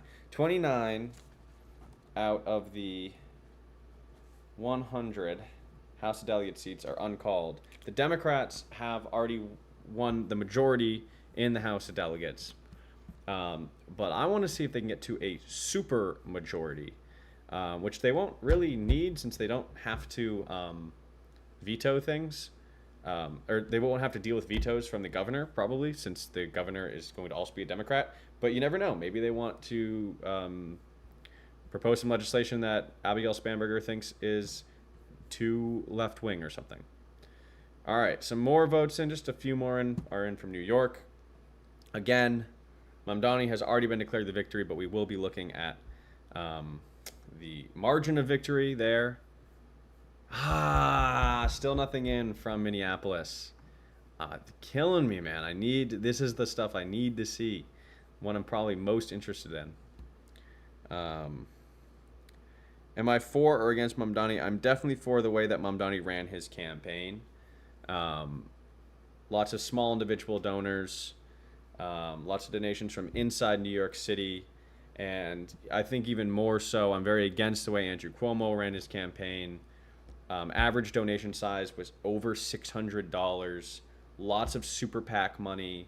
I mean, we're talking like over $30 million of super PAC money in an election where you're only allowed to raise $8 million. So the candidates themselves are only allowed to raise like $8 million each. But because of the Citizens United court decision, super PACs, which are not officially coordinated with the campaigns, are allowed to spend as much money as they want. So Cuomo raises $8 million. Zoran raises $8 million. They're spending that on their ads, right? And, sorry, let me actually rephrase that. Cuomo raises $8 million with an average donation size of $600. Mamdani raises $8 million with an average donation size of like $98. And they spend their $8 million on ads. And then $30 million of super PAC money comes in, some of which is being spent on pro-Cuomo advertising, some of which is being spent on anti-Zoran Mamdani advertising. I mean, there was so much money spent to try to prevent Zoran Mamdani from becoming mayor. But it shows you that, a grassroots campaign with a lot of small individual donations that's less focused on, TV ads and more focused on building out a canvassing campaign like the Mamdani team did. It's really, it works and it can win you elections. So we'll see if people are able to replicate the way that he ran his campaign, as far as, not seeking out large donors. But some of his success obviously doesn't have to do with how he ran his campaign, but what his campaign was about, the legislative issues, the policy positions that he had, the policy positions that he had. So there's going to be a lot of takeaways from this election. Some of them will be ridiculous. Some of them will be more accurate. We'll see. The margin is getting smaller. They've called this. They're pretty confident. We can look again through the boroughs really quick. So in the Bronx looks exactly like the elections broadly. Kings, is this Brooklyn? Is Kings? I'm literally looking up. What is Kings County, NYC?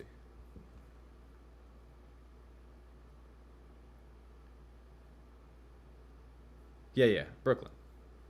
Yeah, okay, cool. I'm not crazy. Okay, cool. Brooklyn, Mamdani's overperforming.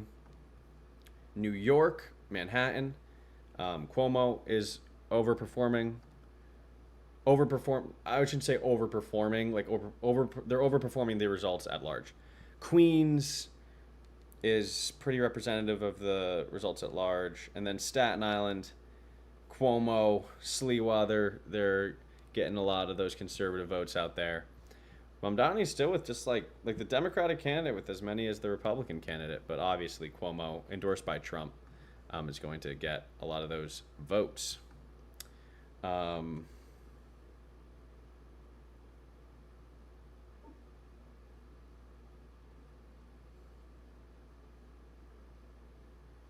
Sorry, I'm looking through the chat a bit.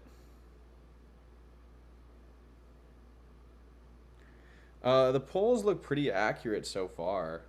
Like, I haven't seen anything that's crazy off. I mean, everyone was kind of looking at this one in Virginia, the Jay Jones election. But look, I mean, it makes sense. Like, Jay Jones had the controversy, had the scandal. His margin of victory was smaller than what we saw from Spamberger, smaller than what we saw from Hashmi. Sorry. All right. Minnesota. Still no results in the Minnesota mayor election. Polls closed at 9. Maybe they're not allowed to count votes until 9. Oh, sucks.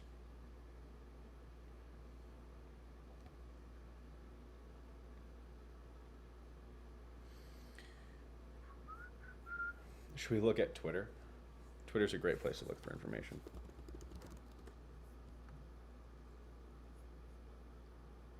Oh, wait, this is the wrong... I don't think I have a Twitter account here. Yeah. Well, too bad. Oh, I really want to see what's going on in this election. Oh, you know what? Let's check up on Jersey City. So, in New Jersey, Mikey Sherrill has already won. But in the Jersey City mayor race, we had one of the candidates on yesterday. What do you mean? Oh, whoops. Jersey City. Jersey City mayor. Yeah, looks like things haven't really shifted here. We'll see if we get more results. But yeah, I talked to Musab Ali yesterday. He needs to be in the top 2 candidates to make the runoff, which will happen on December 2nd. Yeah, we'll take another look at PA, that Supreme Court seat.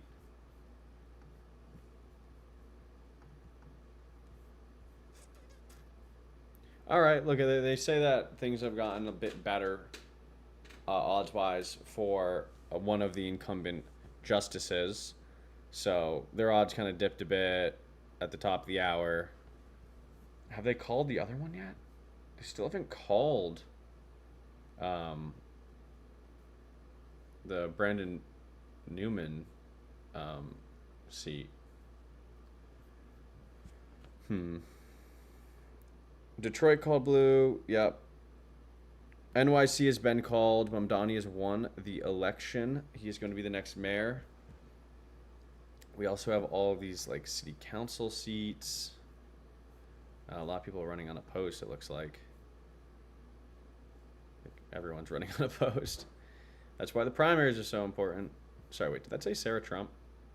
Sarah Trump with 2 P's? There's no way that's her name. No way.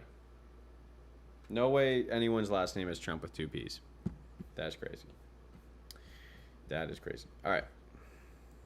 For those who are like, oh no, the margin of victory is getting smaller, this election has been called.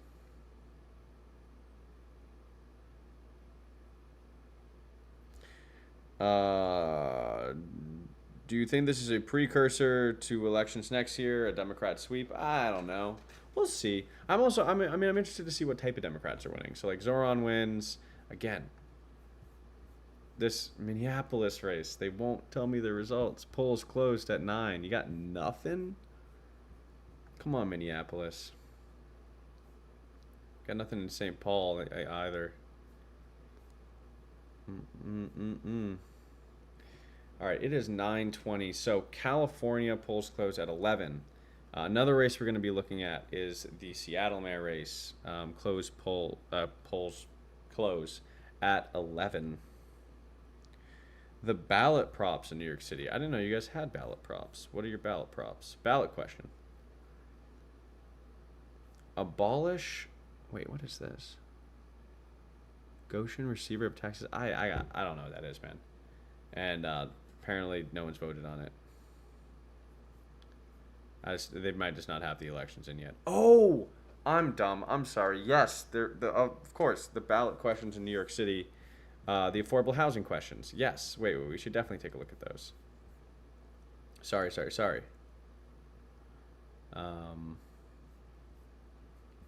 Wait. So wait, if we go office election type,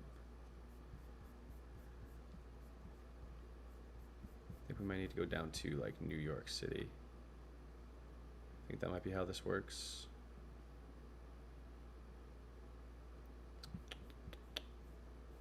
No. Well, we can just go by ballot question. Ballot.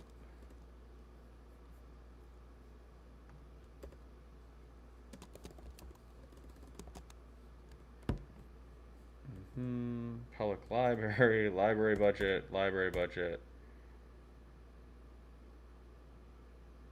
Something about highways.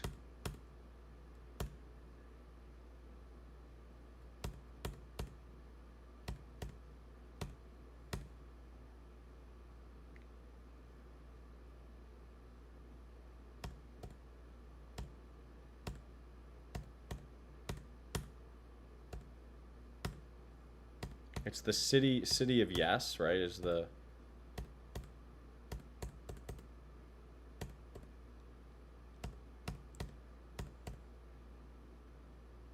here we go. New York City. Yes, this is the expedited public process for affordable housing. Zohran Mamdani didn't say if he was for or against it in the debate, but then he did vote in favor of it today. Let's see. Do they have the results yet?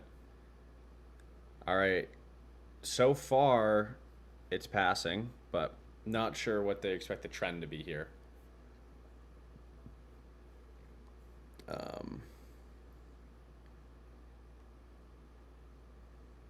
Okay, this would also, I guess, make it easier to build. That's passing. Something. These seem like they're a group ticket, basically.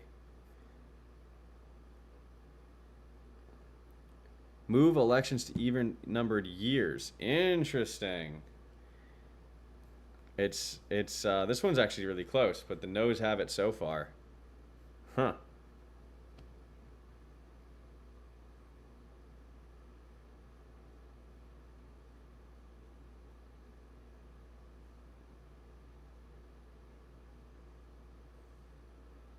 Prop 50, we don't know yet. Prop 50 polls do not close until 11 p.m.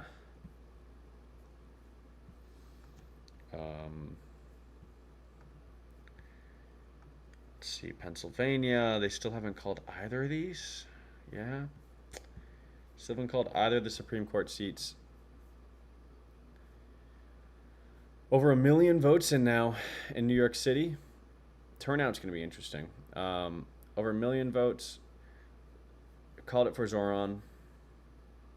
It's close though. I mean, it's not like he ran away with it. I mean, there's a lot of vote to come in still.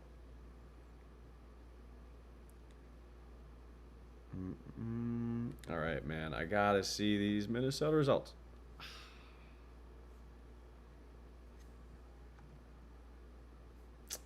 Come on. They don't want me to know. It's too bad. Minneapolis mayor. This is gonna be the one. They called Jersey. What do they call like Jersey City? They call Jersey, or like what about Jersey? Because they called Mikey Sherrill a while ago. Well, it might feel like a while ago to me because I've been doing this stream the whole time. Yeah, still 28,000 votes in Jersey City. Huh.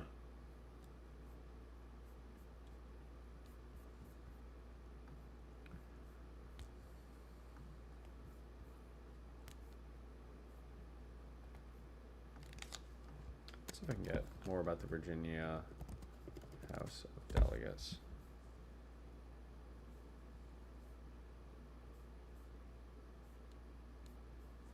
Maybe just Virginia election results.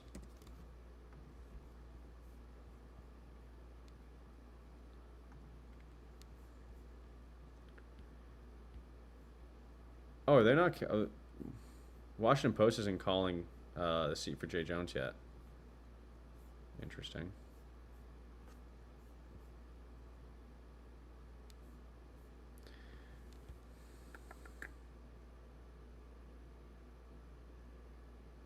Interesting. All right, guys. Reading a little bit of journalism. So, Virginia's considering redistricting, trying to get another seat for the Democrats. And to do that, they need the state legislature, which is why it's so important that they win the House of Delegates. And it looks like that they are doing that. Man, the Washington Post stuff kind of sucks. Interesting. Virginia, they're also calling it too close to call on NBC News. Decision Desk, like an hour ago, was like, Jay Jones is going to win this election.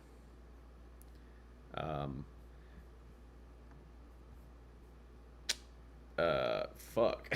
Have they called, who's called the Zoran Mamdani election? Well, I guess I should look up NYC mayor.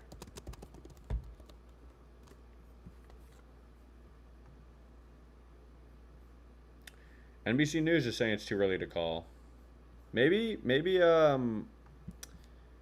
Decision Desk calls things a little early. New York Times hasn't called it?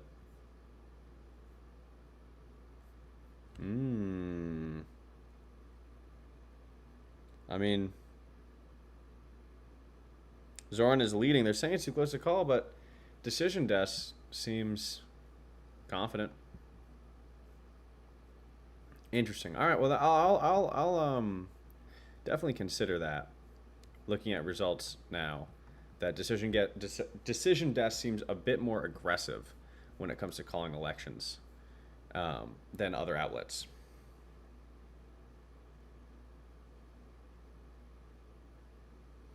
Oh, Florida. Yeah, you guys actually in Miami, you guys are electing a mayor in like a crazy race.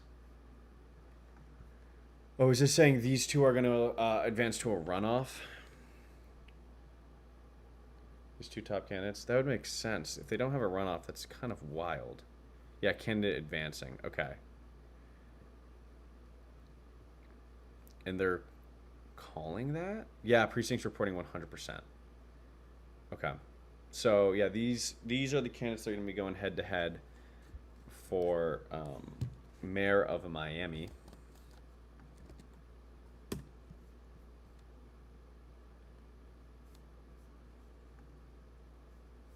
Let's see. Getting things done. All right, let's play a game. Are they a Republican or are they a Democrat? All right. She wants to get things done for residents and small businesses. That could go either way. Orange and blue. Put your guesses in the chat if you don't know. Valuable of affordable homes, small businesses, transit, green spaces. Okay. All right. This is a Democrat, right? Affordable homes, safe communities. How safe? No, transit. Okay. And then let's look at who else. Emilio Gonzalez is going to the runoff. Okay, we got a lot of like military. Eliminating taxes. Some police.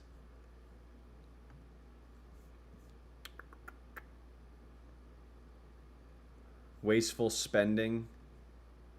I think this just looks like a conservative to me.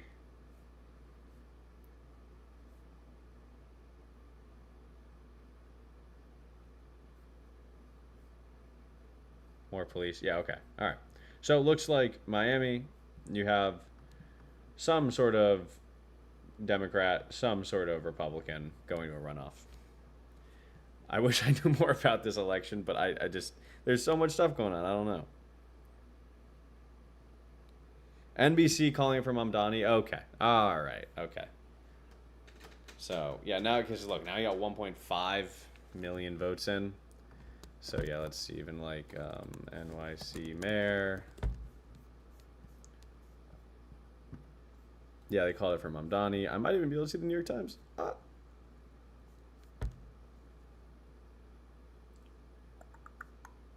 I don't think they've called it yet, but I mean, it's Mamdani's gonna win. So Mamdani, next mayor of New York City. Again, we'll take a look at the margin. We'll keep looking at the margin. Ah, still nothing. Still nothing from Minnesota. Oh, someone's saying that we now got 1% results on the New York Times site for Minneapolis mayor. Let's see if I could steal it for a second. Ooh, what's going on? Okay. Here we go. Oh, this is the Post. Okay, few votes in, like, no votes in so far. Look at that. I mean, oh, this is other candidates. So the top three are in a dead heat. Again, this is ranked choice. So there has been a bit of an anyone but Frey movement going on. So you would assume that Jacob Frey would have to win the first round of ranked choice voting by a lot, or by a decent margin to win. Seattle polls aren't going to close till 11. Why is Minneapolis so interesting? I think this is, it's basically the New York mayoral election. In a way, you have someone who has been in office in Jacob Frey, who is unpopular, kind of like Cuomo, but he's more popular than Cuomo, and he gets like some PAC money, financial integrity not all there, not as much as Cuomo, but still pretty bad, right? So you kind of have somewhere that's got some Cuomo-like things going on, and then you have Omar Fateh, who Democratic socialists like Zoran, not as much of a social media game, similar platform. So to me, it's just like, it's like New York's. It's just like it could be another another point on the graph when you talk about where the Democratic Party is. Is it what's working the Democratic Party? Is Zohran Mamdani just this one singular candidate and you can't really replicate what he's doing, or is there more of nationwide salience in different blue parts of the country? With kind of the democratic socialist movement, with the not the anti kind of corporate part of the party as well, with Jacob Frey being a bit more corporate. So it's gonna be interesting to see what happens there. Let's see, do they have this yet? Interesting. All right, for some reason Decision Desk just gets their stuff a little bit late.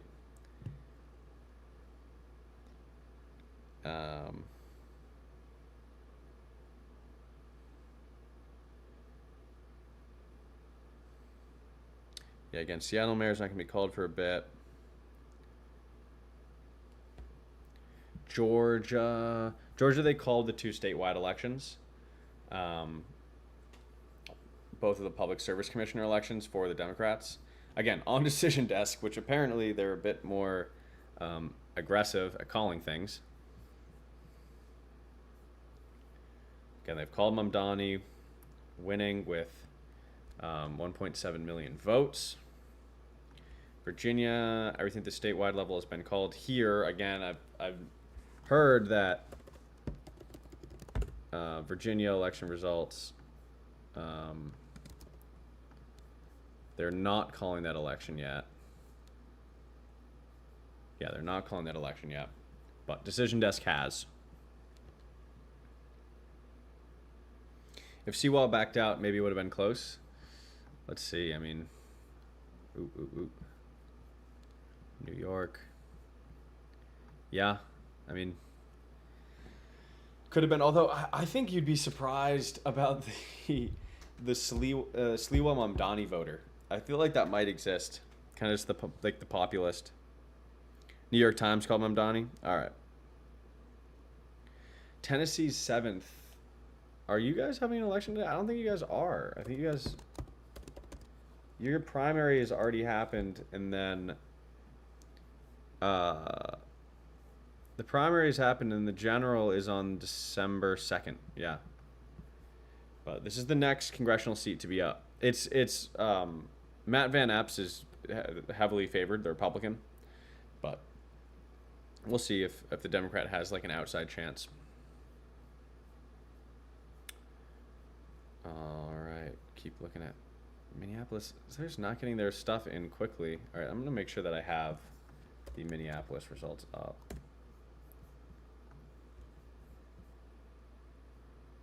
All right, now they got 1,000 votes in. Again, this is ranked choice, so this could go on for a long time. We might not know tonight who wins this election. AP called Mamdani. Dearborn. Who did win Dearborn? Wait. Yeah, Michelle Wu won.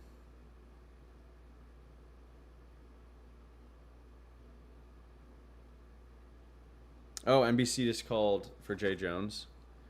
All right. Yeah, sorry, I didn't realize that Decision Desk was so aggressive at calling things, but they called this like an hour ago.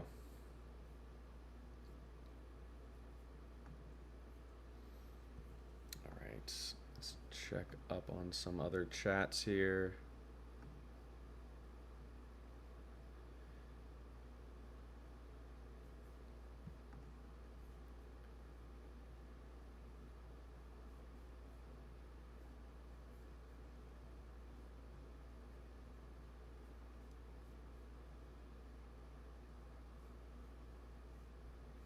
All right. So I'm just getting some more election results to look at. All right, it's annoying they're not updating Minneapolis mayor here, but we can get some of it here. I hate how the Washington Post puts it like in an article. Very annoying. I just want the results. Interesting. Fox 9 doesn't have them either. I wonder how the Washington Post and the New York Times have these results.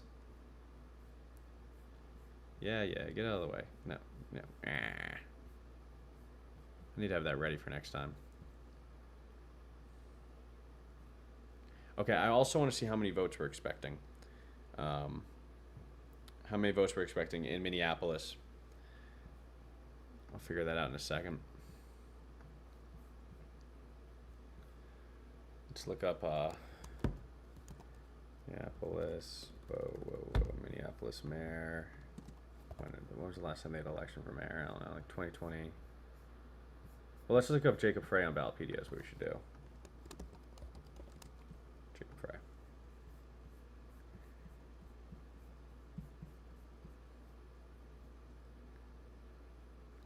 Okay.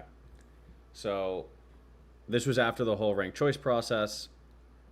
Last time there was, 125,000 votes. So we should expect something probably around that. Yes, guys, Mamdani, they called it for Mamdani.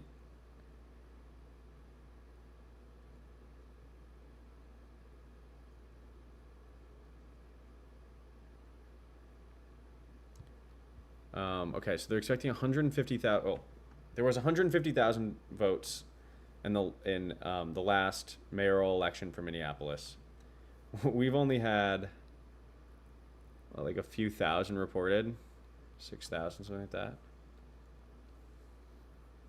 Man, why don't they have it on Decision Desk? Boo.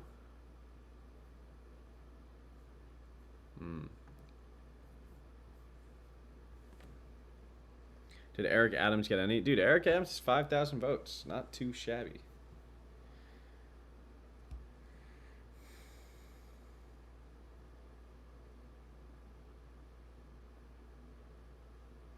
Yeah, again, now it's just going to be about looking at a margin of victory for Zoran. So right now it's around 9 points. We'll see if that climbs. All right, let's see. So let's go back to Pennsylvania. Let's see. They have called on Decision Desk, which apparently they're aggressive. They have called, is it both? They have called both of the Supreme Court seats. So So far, the Democratic sweep is still alive. So let's go over it real quick. In Virginia, Democrats won the governor. Sorry, they won the attorney general's race. They won the governor's race, and they won the lieutenant governor race. All with pretty decent margins. Even the guy with the scandal looks like he's going to win by 2 or 3 points. Spanberger looks like she's going to win by like 8 points. Well, no, sorry, it's like 12 points. And Hashmi by 8 or 9. So you have the Democrat winning the mayor race in New York. You have the Democrats winning the 3 major races in Virginia. You have the Democrat winning the governor's race in New Jersey, right now up by 13 points. In Georgia, you had 2 statewide public service commissioner seats that both have been called for Democrats.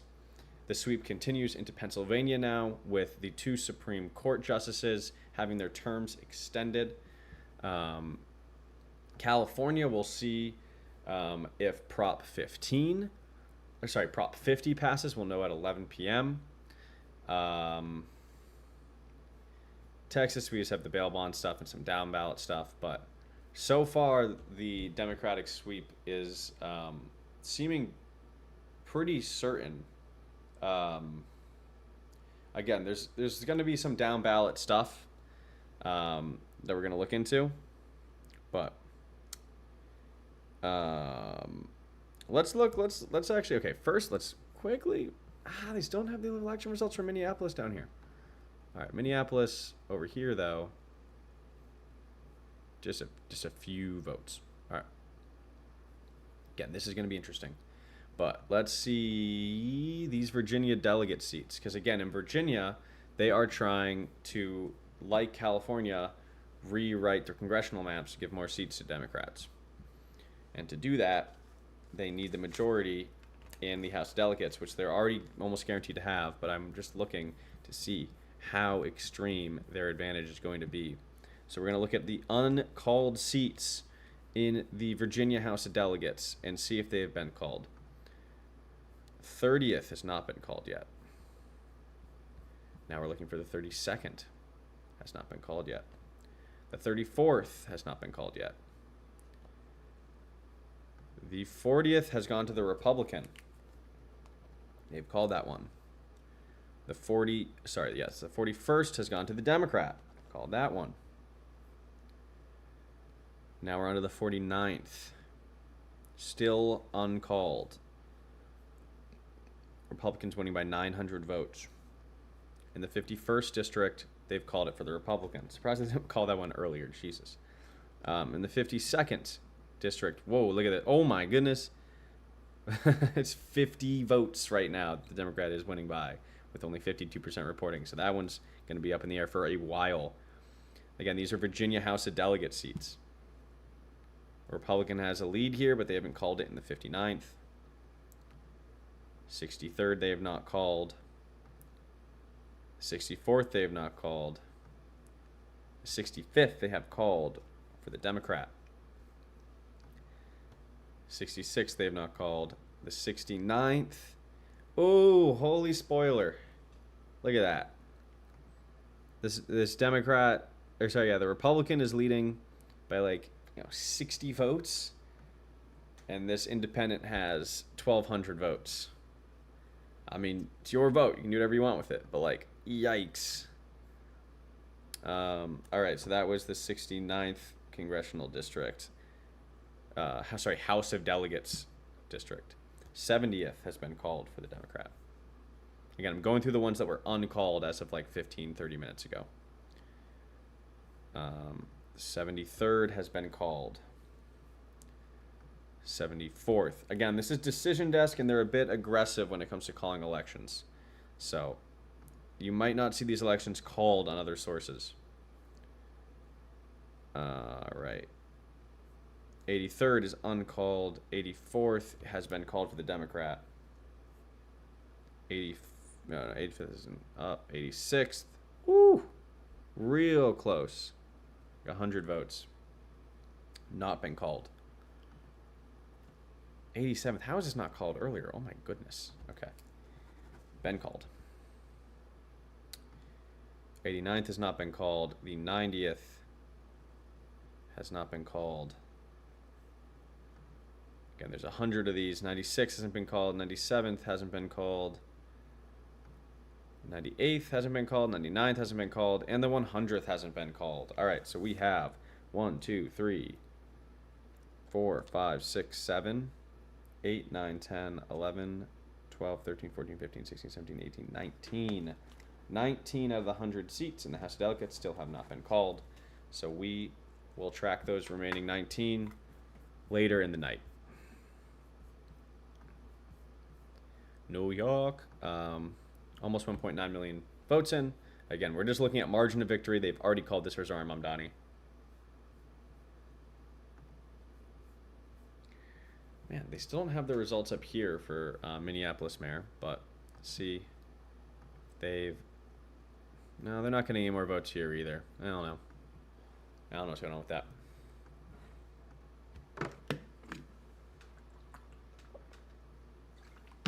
We're going to finish this by midnight. That's the goal. Philly DA. All right. Let's take a look. How am I going to find that? Let me just look up district attorney. Bucks County district attorney. County of Warren. Philadelphia district attorney. Democrat cleared. Democrat won by a lot for the Philadelphia district attorney. Yeah, keep telling me down ballot. I'm really curious, and if you guys have a down ballot race you're interested in, I can look it up, find it.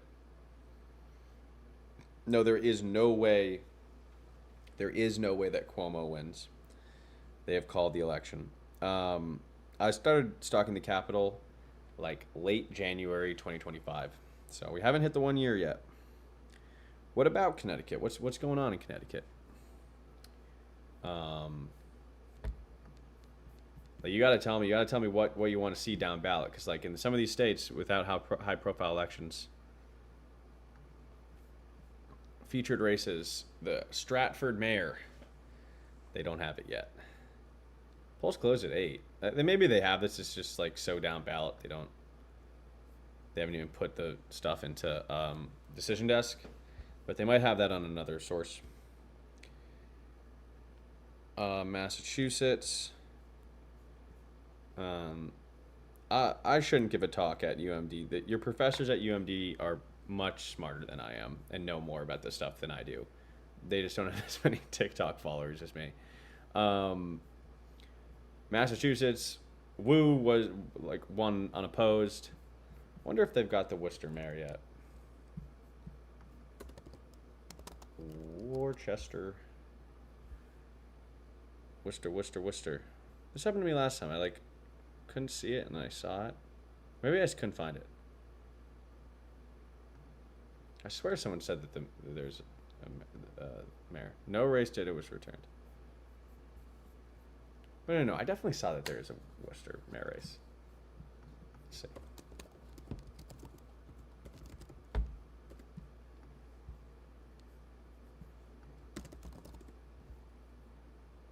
He's looking for his 8th term as mayor.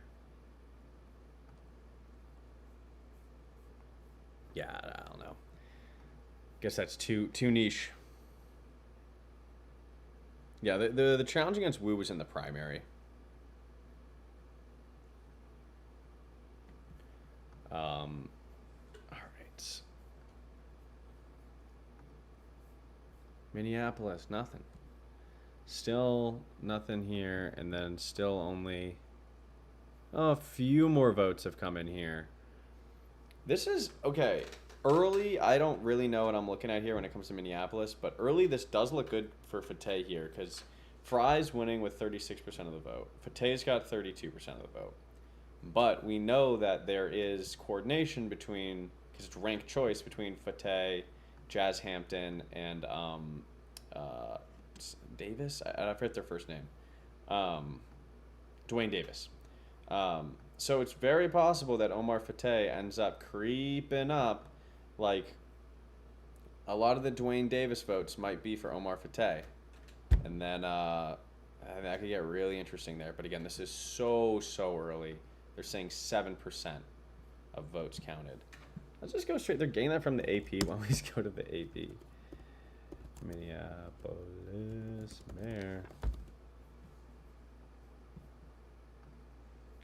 I don't care what we expect. I want to see the election results.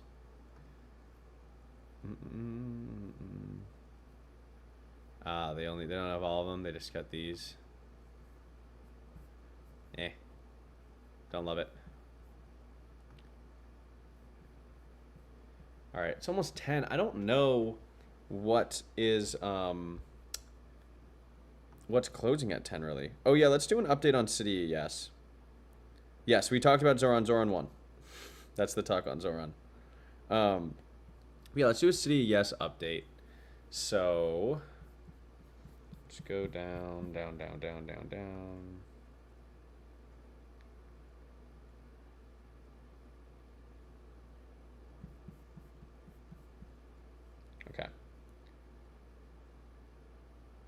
Okay, we have all these city council stuff. We have like the comptroller race. Mark Levine's gonna win.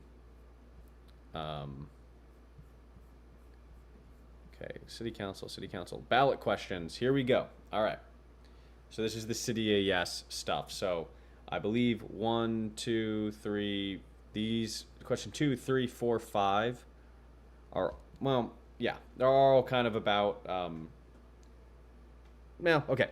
Question 2, 3, and 4 are about making it easier to build affordable housing. Question 6 is whether to move elections to even numbered years. So let's see. So Zoran Mamdani voted in favor of 2, 3, and 4. And right now, okay, it looks like 2 is going to pass. I bet they're all going to pass with like the same margin, basically. Yep. 3 is going to pass. Looking like it's going to pass. I don't know. And 4 is looking like it's going to pass. So it looks like City Yes is going to, those ballot initiatives are going to pass. And then should New York City move elections to even numbered years, no is winning right now. But it's pretty close. Keep an eye on those. Again, if there's anything down ballot you want me to look at, just let me know and we'll pull it up. Almost 2 million votes in. Do I keep my info on senators in a spreadsheet? I do have some. It's not all the way up to date. I do have a spreadsheet on my Substack. We are working on a really exciting product that's going to come out soon. So stay tuned so you'll be able to find all that information. All right. Let's see. Have they given me anything in Minneapolis yet? No.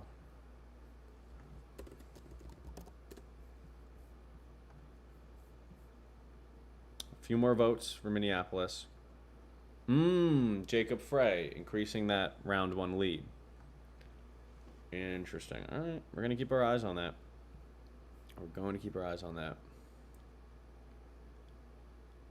Again, I'm expecting like 140,000 votes. Well, I mean, here you go. The AP says only 7% of the vote in. Trust the AP. Don't trust me. So 7% of the vote. 93% still out there.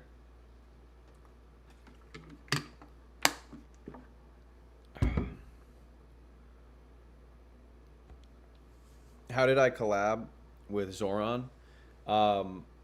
Just, you know, how did I collab with Zoran?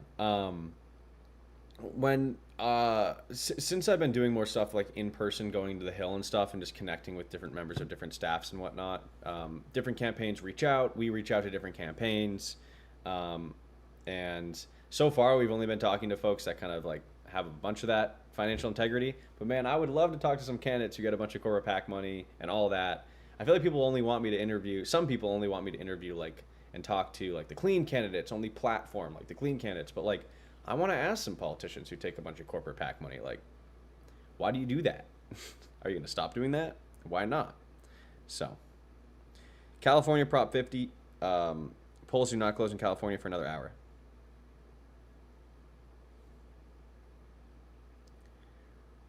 All right. I got to make sure. So I am live on Instagram Live, but I am also simultaneously live on YouTube and Facebook. So I do want to make sure that I'm reading all of the chats. Oh.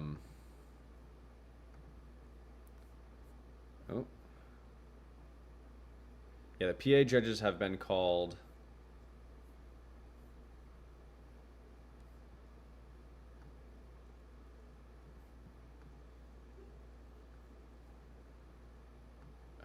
Okay, gotcha. All right. All right, let's lock back in here. All right, when it's the top of the hour, I will be doing a rundown of everything we have seen so far very, very quickly. Minnesota's starting to show results for mayor on NPR News. Interesting. Let's see if maybe that's where they're getting the results from, so maybe we'll see it once we go here. We do not. Wow. All right. Let's see, still 4,000? Yeah. Jacob Frey still got 4,000 votes. All right, again, at the top of the hour, we're going to be doing a rundown of everything we've seen so far. Strap in. There's been a lot now.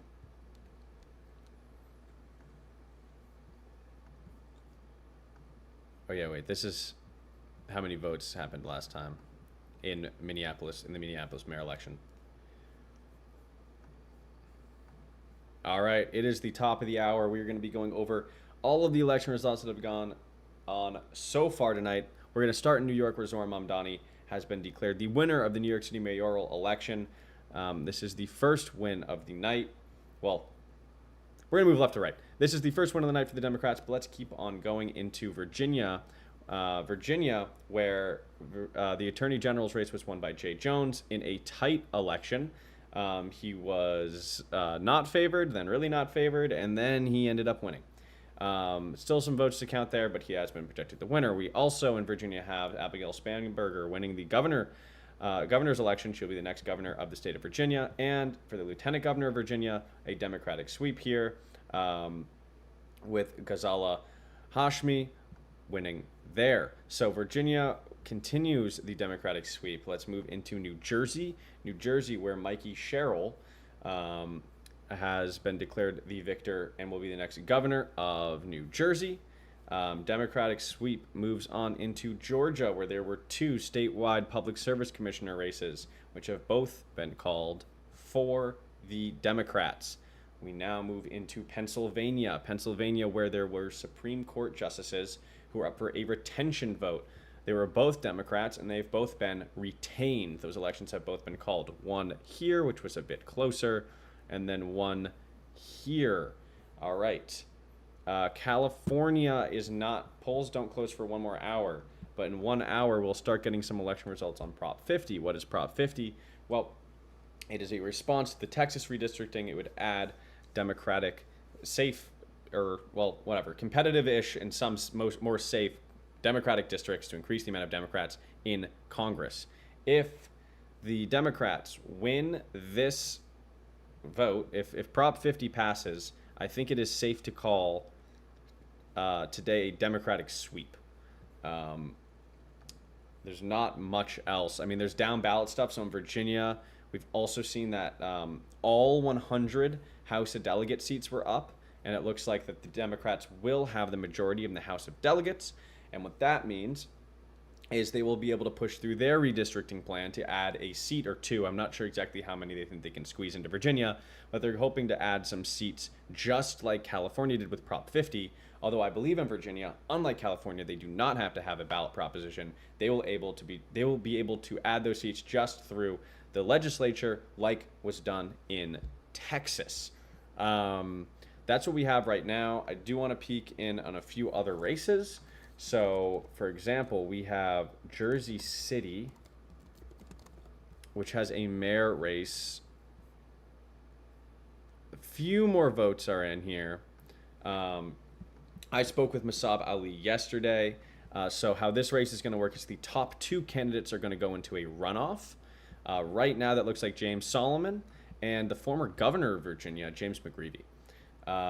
Some other results that we have here, I mean, there's results all over the country, but in Florida, in Miami, they're electing a new mayor down there. Two candidates have advanced to the runoff election. So this is Eileen Higgins, I believe a Democrat, and Emilio Gonzalez, I believe a Republican. That is what we have so far. Right now, the main race that we are looking at is Minnesota, the mayor race there. For some reason, Decision Desk doesn't have results loaded here, but there have been some votes reported. Right now, Jacob Frey is leading. He is a bit more corporate, has some PAC money behind him, and Omar Fateh, who we spoke with yesterday. The average donation to Omar Fateh's campaign is smaller than even that of Zoran Mamdani. This is a ranked choice election. You can select up to 3 candidates. Jazz Hampton, Dwayne Davis, and Omar Fateh have all kind of banded together in a anyone but Frey campaign. So just because Frey is winning the first round of voting does not mean that he is guaranteed to win the election. If you were to win in the first round, you would need over 50% of the vote. So what we're going to expect is the first thing that's going to happen is they're going to drop off all of these nobody candidates and allocate their votes. That will probably not decide the election. But we'll assume that it will be Jazz Hampton and Dwayne Davis. Once their votes get reallocated, we'll get a clearer picture, but that might not happen for a long time. Yes, polls are still open in California. They close at 11 p.m., so only 55 minutes, and we'll start getting results there. California, though, in presidential elections, there's so many people in California, they can be a bit slow when it comes to counting, especially because no one cares about California in presidential elections because they always seem to vote for Democrats. But yes, we're almost at 2 million votes now for the New York City mayoral election. Zoran Mamdani has been declared the winner. He is about to hit 1 million votes. It's going to be very interesting to compare this result with previous elections. Let's do that right now. Let's go Let's go Eric Adams on Ballotpedia is what we'll do. We're going to look up Mr. Eric Adams, New York. And we're going to look at... Oh, is this live? They already have live stuff? That's crazy. All right, I didn't know Ballotpedia did that. All right.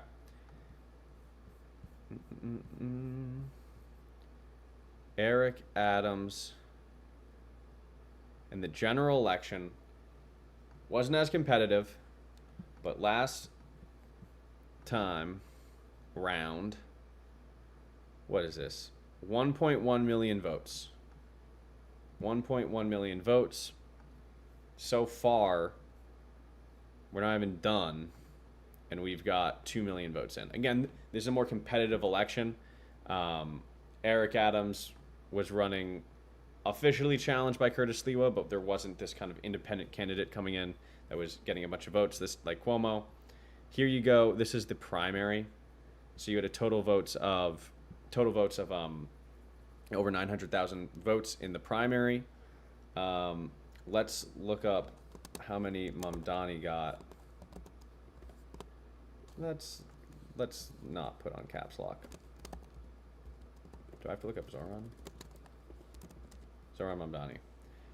So yeah, 900,000 votes in the primary last time around. This time around, 1 million votes. So a few more votes in the primary.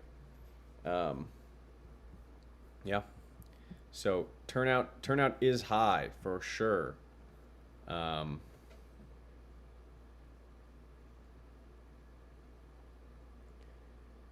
Let's see.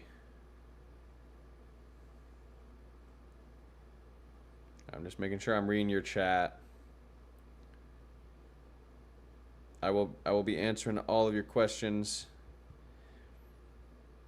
I don't know, like the takeaway stuff, like blue wave. Is it a blue wave? I don't know, man. I don't know what we're gonna really know after tonight. Like Virginia went to Kamala, right? And yes, Spanberger and Hashmi are gonna win by larger margins than Kamala Harris did. But we often find that Democrats perform better at a state level than a federal level. So like, can we really make a large takeaway from that? Um, but I'm definitely kind of internally in the Democratic Party interested to see elections like the Zoran Mamdani election, where you see like different wings of the party gaining momentum in different ways. Again, that's why I really want to see the results for the Minneapolis mayor race, but we just haven't been getting them. Haven't getting them quickly, I should say. Yeah. Oh, still 7% of the vote. Come on, Minneapolis. Hopefully we get that soon, man. I want those results. Oh. Did I get better results from Jersey City? I think I looked that up, right? Yeah, I did. Jersey City mayor, 38,000 votes. Okay, it's trending upwards. Musab Ali still not in the top 2. Again, I talked to him yesterday. Interview, it's like 25 minutes. It's on my page. I don't really do long form content that much, but you guys can check that out. So yeah, the conversations I had yesterday were with Musab Ali, who's running in Jersey City, and then Omar Fateh, who's running in for mayor of Minneapolis, currently in second place, 1,000 votes behind Frey. But again, that is ranked choice voting, so we will see how it ends up.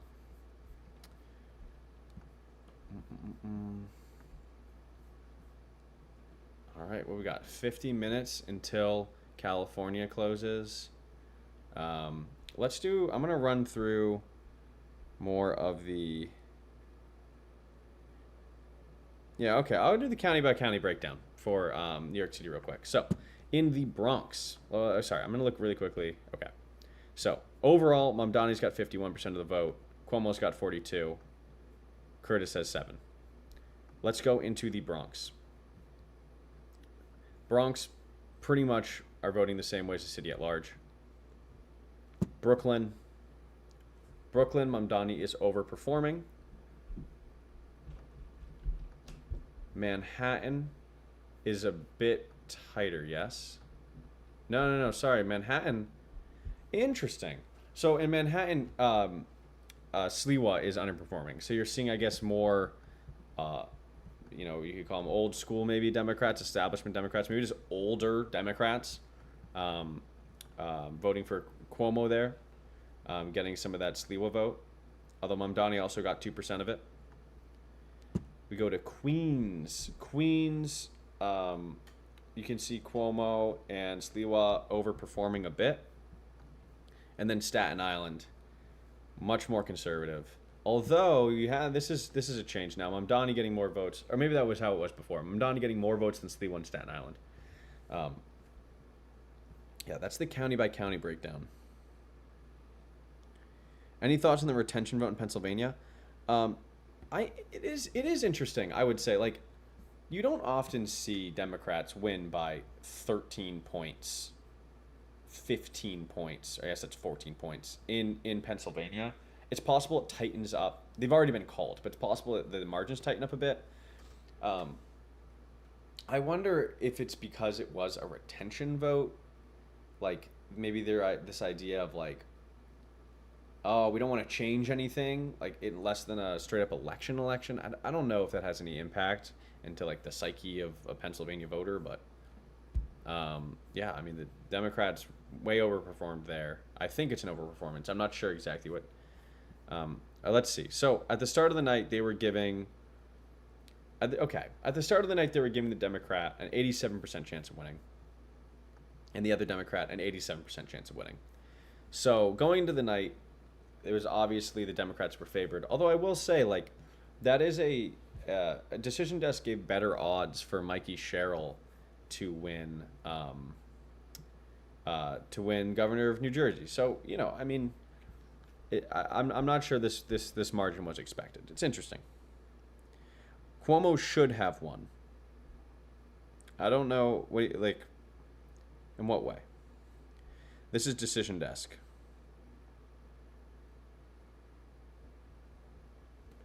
All right, let's see. I really want to see more Minneapolis mayor results. They just do not have them for me. It's just so rude.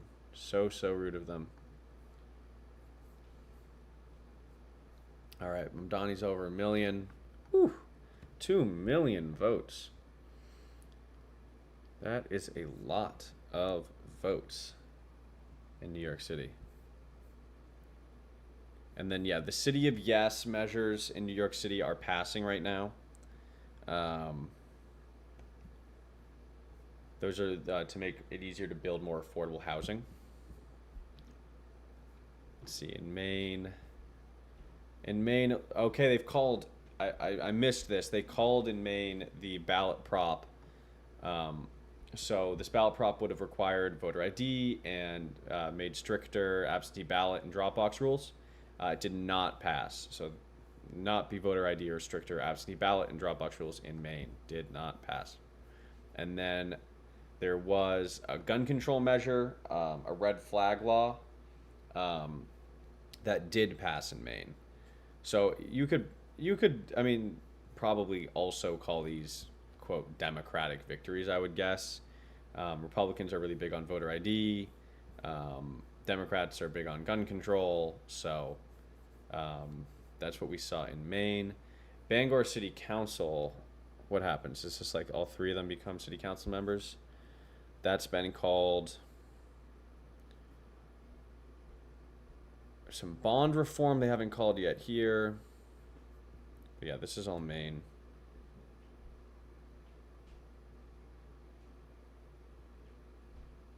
Whoa, whoa, whoa. In 1965, there was 2.6 million votes in a New York City election.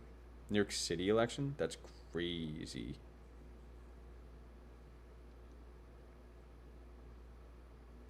California polls do not close until 11 p.m.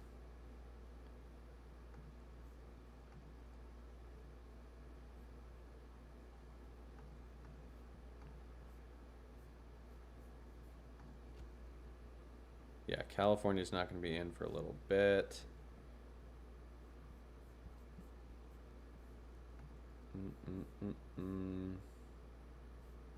Again, really just looking at Minnesota. Like, I just want these results to come in. And they're just coming in so slowly. Like, polls closed, what, like an hour and 15 minutes ago? And they only got 7% of the vote out? I mean, come on. Yeah, that's Omar Fateh is Minneapolis mayor. What do you want in Texas? The thing is, yeah, I'll look at what you want me to look at, but you gotta tell me what down ballot race. Like, look, if I go to Texas, there's this ballot prop about bail reform, but then these are all of the local elections. All these are local elections. Like, what is this? Boom. North Johnson County Municipal Management Board at Large General Election. All these people ran, all these people won. Apparently there's 1, 2, 3, 4, 5 seats at least. I bet a lot of those are like that. Here you go. Increase homestead tax exemption for elderly and disabled. Passed. Yeah. So, yeah, just let me know what you want. This is a decision desk. East Lansing, Michigan. What was the race? Michigan. Detroit mayor. I feel like they already called this, I think. Lansing mayor. Decision desk doesn't have anything. That doesn't mean anything's not out. I don't know if decision desk is on top of every race. All of the Texas ballot questions. I'm not sure let's see. Ballot. Okay. Establish special funds for state technical college system. Yes. They haven't called it yet. But yes, we want to establish special funds for the technical college system. Okay. What else do they got? Wait, did I just lose it? Okay. Prop 10. Property tax exemption for improvements to homestead destroyed by fire. Yes. Overwhelmingly, yes. Increase homestead tax exemption for elderly and disabled. Yes. Change membership and authority of State Commission on Judicial Conduct. That one's a bit confusing to me. It is passing. Increase homestead property tax exemption. Yes. Establish Dementia Prevention and Research Institute of Texas. That is passing so far. This just says parental rights. No idea what's in there. Citizenship voting requirement. I love these. Already a voting requirement, but why not double down? Property tax exemption for border security infrastructure is passing. Prohibit capital gains tax on individuals, estates, and trusts in Texas is passing.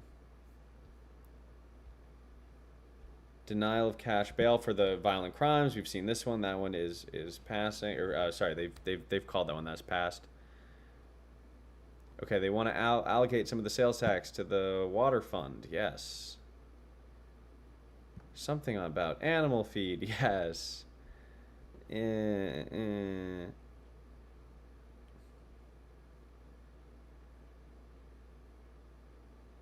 a lot of just tax related stuff. It looks like, they ever vote no on any of these? Like, come on. Just yes, yes, yes, yes, yes. How is Fateh doing? We don't really know. There's not many votes in. There's only 7% of votes in. Things don't look bad yet. But just do not know. Okay, let's see. 10 minutes, I'll do another rundown of everything we've seen so far in the night. Let's see if anything's in Jersey City. Oh yeah, and then I'm going to go over I'm going to see what's up in Jersey City, and then I'm going to go over the undecided Virginia House delegate seats. 38,000 votes in. We'll see. We'll see. Again, wait, let me just remind myself, and I'm going to write this down this time. Jersey City Mayor, 2021. Ooh, interesting. Okay, so, sorry, last time there's only 42,000 votes. Wasn't as crowded, but 42,000 votes last time, and then they're already at 38,000 votes. Same precincts reporting 41%. I don't know if that. I mean, with the governor's race, you're expecting more people to vote in Jersey City, but I'm not sure how many more. I mean, Jersey. Can I look at like Jersey City mayor? No.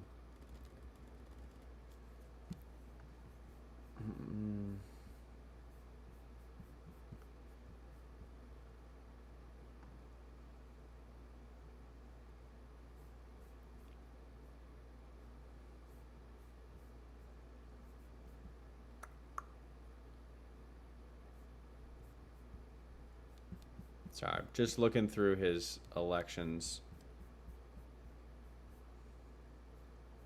I just don't know exactly how many votes they're expecting in the Jersey City mayor race. Oh, interesting. Does this mean he's leading? Interesting. They've already called that James Solomon is going to advance to the runoff election. That's interesting. Solomon was not projected to be the top vote getter from what I saw. 62% of votes counted. Yeah, so this looks like Musab Ali, unfortunately, from my reading, is probably not going to make the runoff. I say unfortunately. I had a great conversation with him yesterday. He does things right from a financial integrity perspective. And although, Jim McGreevey definitely, he gets a lot of corporate money and whatnot. James Solomon, from what I looked at, I would love to have a conversation with him. Looks like he does accept some corporate money, but overall, seems like he has a lot of anti-corruption pieces of his agenda. So I'd love to chat with him about that.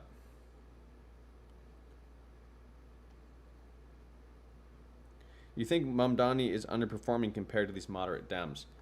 I don't think so. I wouldn't consider this underperforming. Let's get back to the. Well, I'll just refresh this just in case. But yeah, let's get back to New York real quick. No, I wouldn't call this an underperformance, especially since you have to remember Andrew Cuomo is a Democrat on paper, right? Actually, on paper, he's an independent right now. But so you can't really be like, oh wow, Zohar Mamdani in a blue city that voted 70% for Kamala. He only got 50% of the vote. That's not really accurate here, because another way of looking at this is, even though this is not the right way to look at this, is that 92% of the vote has gone to 2 Democrats, right? Again, I don't think that's the right way to look at this, but no, I would not call this an underperformance.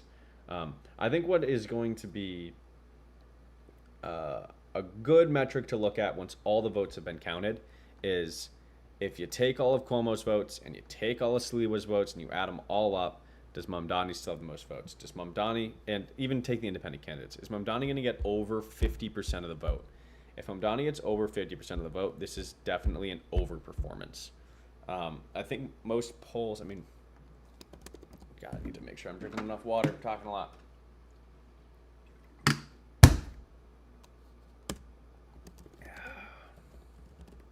think most polls meant like 47%.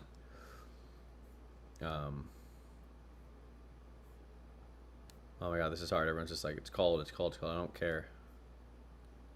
I want stuff. Here, wait. Tools. Advanced search. I want it only if it's old. Polling. Give me a poll. Here we go. Yeah. This is what we were kind of seeing.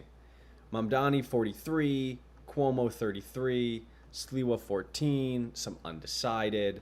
Sometimes we would see like Mamdani 47, Cuomo high 30s. Like that's what we were seeing. We're like, if you added up the Cuomo and Sliwa, right, Mamdani would lose. So people were saying, oh, Sliwa's got to drop out. Oh, Cuomo's got to drop out. That's not what we're seeing here. What we're seeing here is Mamdani getting over 50% of the vote. I mean, you take basically this undecided 6. This is not how polls work. This is not how you should actually look at this. But you take that undecided 6 and just slap it on Mamdani. That's basically the election results we're seeing. Although actually Cuomo is at 42%.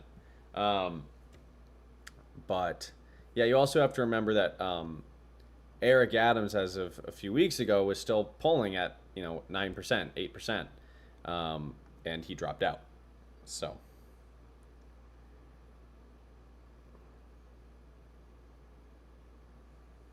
Oh, interesting. Buffalo mayor. Let's take a look at that. Mayor. Buffalo mayor. Yep, that looks like kind of ran away with it. Again, if there's anything down ballot, happy to take a look at it. Pittsburgh. I wasn't able earlier, I think, to find the Pittsburgh mayor race. Wait, or maybe I did. Pennsylvania. Pittsburgh mayor. Yeah, for some reason they don't have it here, but it's been called. Who's it been called for? It's been a good night for Democrats, I'm assuming. Since it's Pittsburgh, it was Corey O'Connor.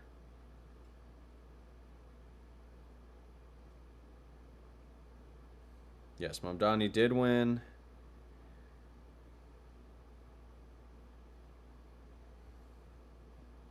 This is Decision Desk.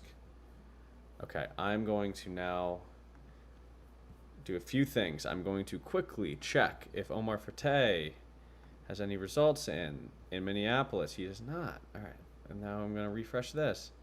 Minneapolis, count your freaking votes. I get it. It's ranked choice voting, but like, it's been a while. All right, it's been a while. All right.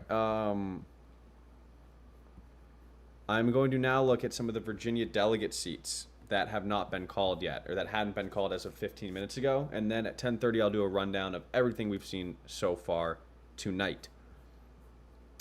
Okay, let's see these delegate seats. So there are 100 delegate seats. Democrats have already won control of the House of Delegates. They're going to use that power, they say, to add a few congressional districts, blue congressional districts, to Virginia at the federal level to help out the Democrats in the midterms. Okay, let's see. 30th. Still not called. Look at how close some of these elections are. This is why you got to vote in your local elections, guys. Look at these.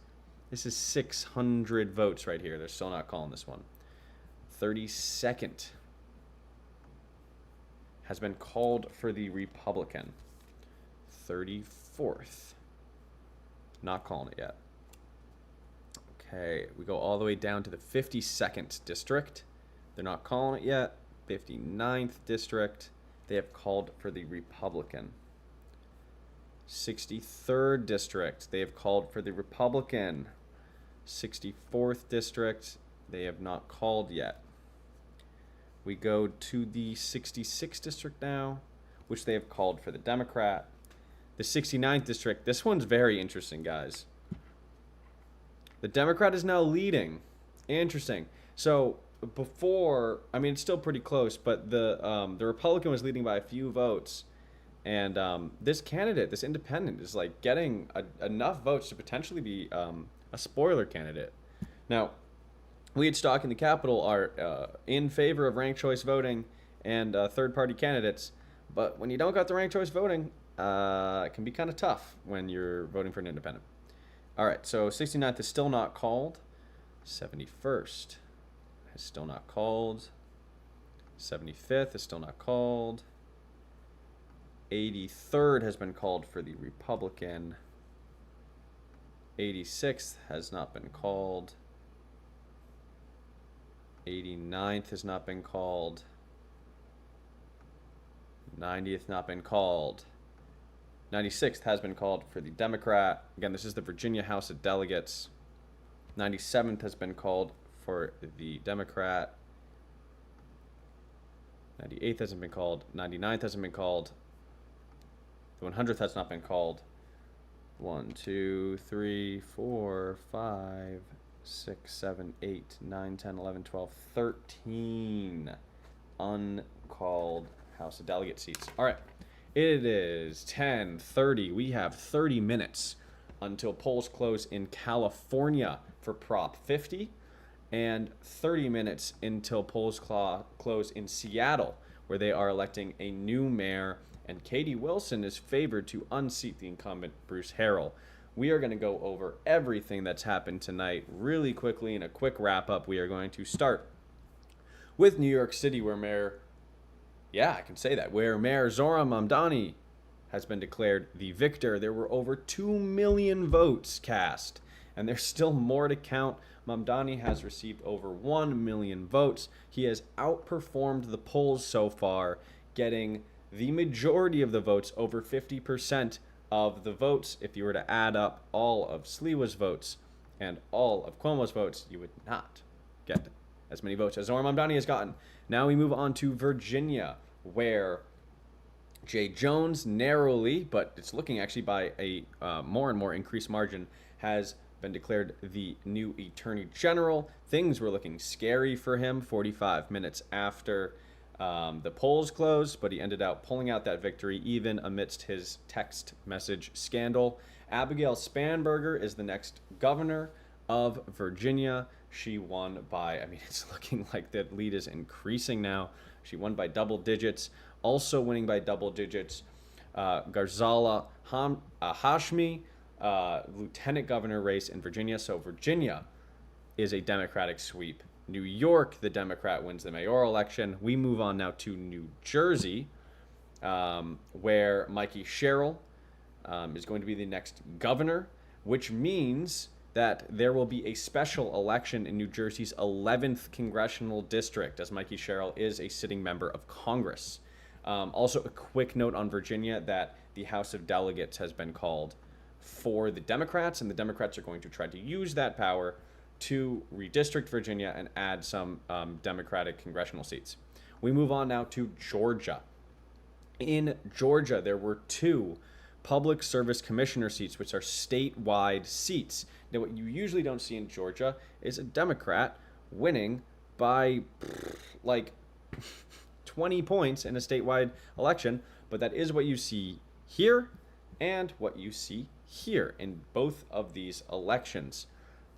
So the Democratic sweep still alive as we move into Pennsylvania, where there were Supreme Court elections. These were retention elections, meaning, do you want to extend the term of these 2 Democratic justices? Well, Pennsylvania said yes by 10 points here and yes by 10 points here. So that's what we've seen so far. There are a lot of down ballot races that we are also following. California, again, polls now close in 27 minutes on Prop 50. This is to increase the amount of safe Democrat seats in response to, safe Democrat congressional seats in response to Texas. In Texas, there are a lot of ballot props. None are super interesting, but we do have a new member of Congress just elected in Texas. The only member of Congress that was elected today, and that is Christian Menefee. I hope I'm pronouncing that right. Christian Menefee. Polls are closed in Minnesota, and holy shit, guys. Holy shit. Thank you. People are now going crazy about Omar. Okay. Omar Fateh, Jacob Frey. These are, I believe, this is the first round of ranked choice voting. And right now what we see is with 145,000 votes reported, which I believe is pretty close. I'm not sure exactly what they're expecting. Maybe they just dropped all of it. So maybe this is all we're expecting. This is super interesting. Okay, I gotta look up what like a prediction market is saying about this.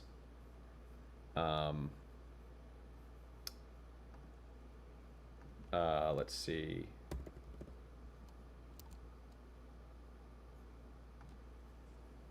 Interesting. Okay, the prediction markets are saying that this is a good sign for Jacob Frey.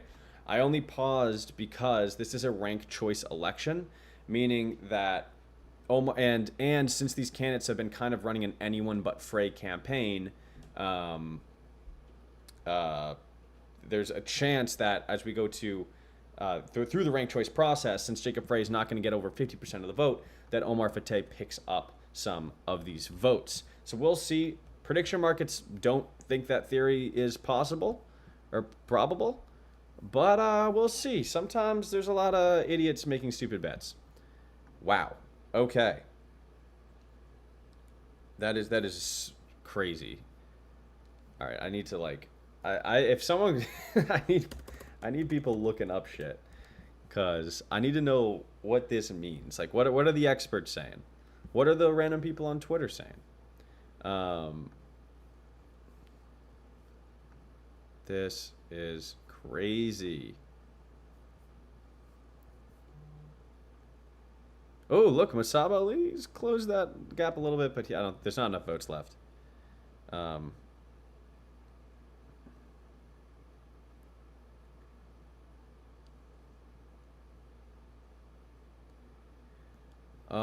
Right. I mean,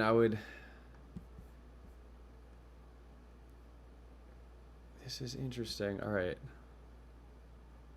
3 candidates, yep.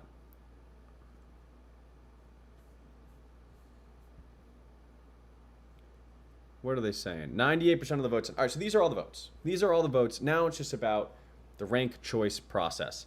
So just because a candidate says you should vote for me first and rank this other guy second, doesn't mean that the voters are actually going to do that. You never know how voters are feeling. I will say I am a little bit surprised about these Kalshi odds being so bullish on Frey. Sorry, Minneapolis. All right, I mean, things are equalizing a tiny bit, but no, they really think Frey's going to win this election because here's me sitting in the armchair. Here's what I'm thinking. So I'll get the elections on the results on the screen. All right, these are the election results on the screen. Again, this is ranked choice voting. All right, Jacob Frey is the incumbent mayor. He is mayor right now. If you're not voting for the incumbent, I feel like you would like a different candidate. That's just my feeling. So you vote for Omar Fateh. Okay, he's not your first choice, so you vote for Dwayne Davis. Who's your second choice? Is it the incumbent mayor that you've already voted against, or is it another challenger? I would think it would be another challenger, especially since these candidates have been in cahoots. They've been saying, don't vote Jacob Frey. Rank me or rank, Omar, Dwayne, or Jazz, right? I met with Omar Fateh yesterday. We had a conversation. It's up on my page. And he says multiple times, vote for, rank me number 1 but rank Dwayne and rank Jazz and don't rank Jacob Frey. So, we'll see. I mean, again, the betting markets.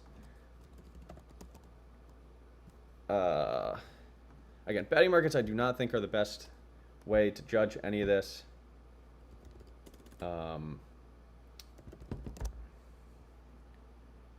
Okay, interesting. Polymarket is... Oh, never mind. Now Polymarket's really going Frey as well. It's interesting. It's interesting. But we will see. It could take a long time for things to... for the ranked choice voting process to happen. I don't know how that's even going to be updated. I guess we'll see people getting taken out as they go through different rounds. That's interesting, though. They were just not reporting. They were like, oh, only 7% reporting. They didn't give us anything, and they're like 99% reporting. I'm not counting them out yet. I mean, they're not going to call it yet, so I'm not counting them out yet.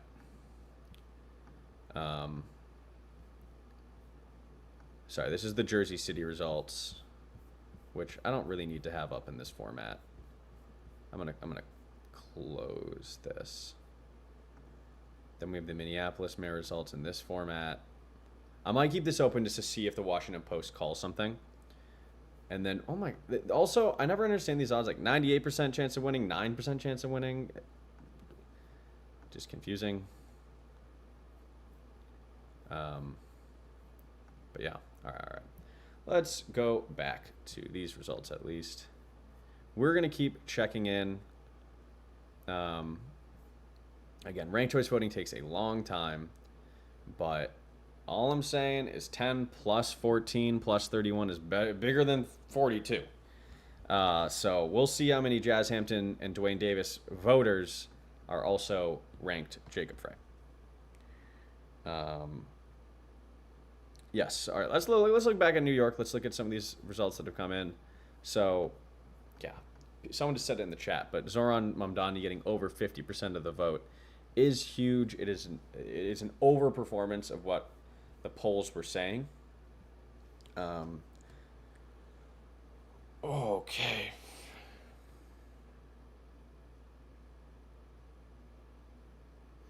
All right. So I'm going to be trying to check all of the chats on all the different places I am live. All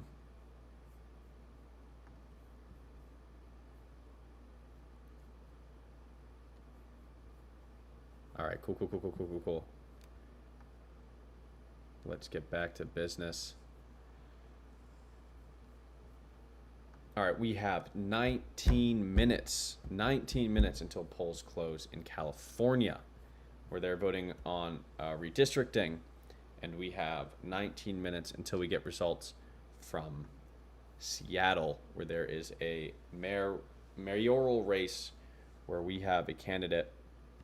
It's very interesting. This race has had a lot of drama on it, and the incumbent is not favored. Katie Wilson is actually favored there, and we'll have results on that hopefully very soon. Anything new on City of Yes? City of Yes. Things, the last time I looked, it looks like everything was going to pass. All right. New York ballot questions. Oh, sorry. That's not right. Ballot questions. Yes. Okay. So this is one of the City of Yes questions. It's got 58% of the vote. They haven't called it yet. I assume that they will at some point. Number 3, question 3, this is also a City Yes question. It's passing. Number 4 is also a City Yes question, is passing. All right, question 5, they've called. Okay, so they will end up calling these. So this is the digital city map. I don't even know what that is, but it's passed. And then the move New York City elections to even numbered years is not passing, but it's closer than the other ones.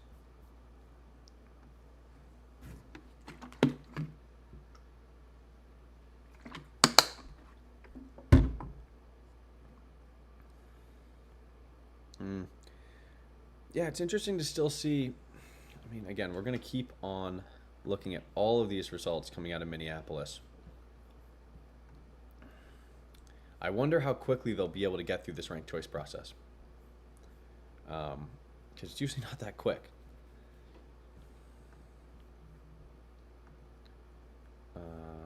Don't care about this tab anymore.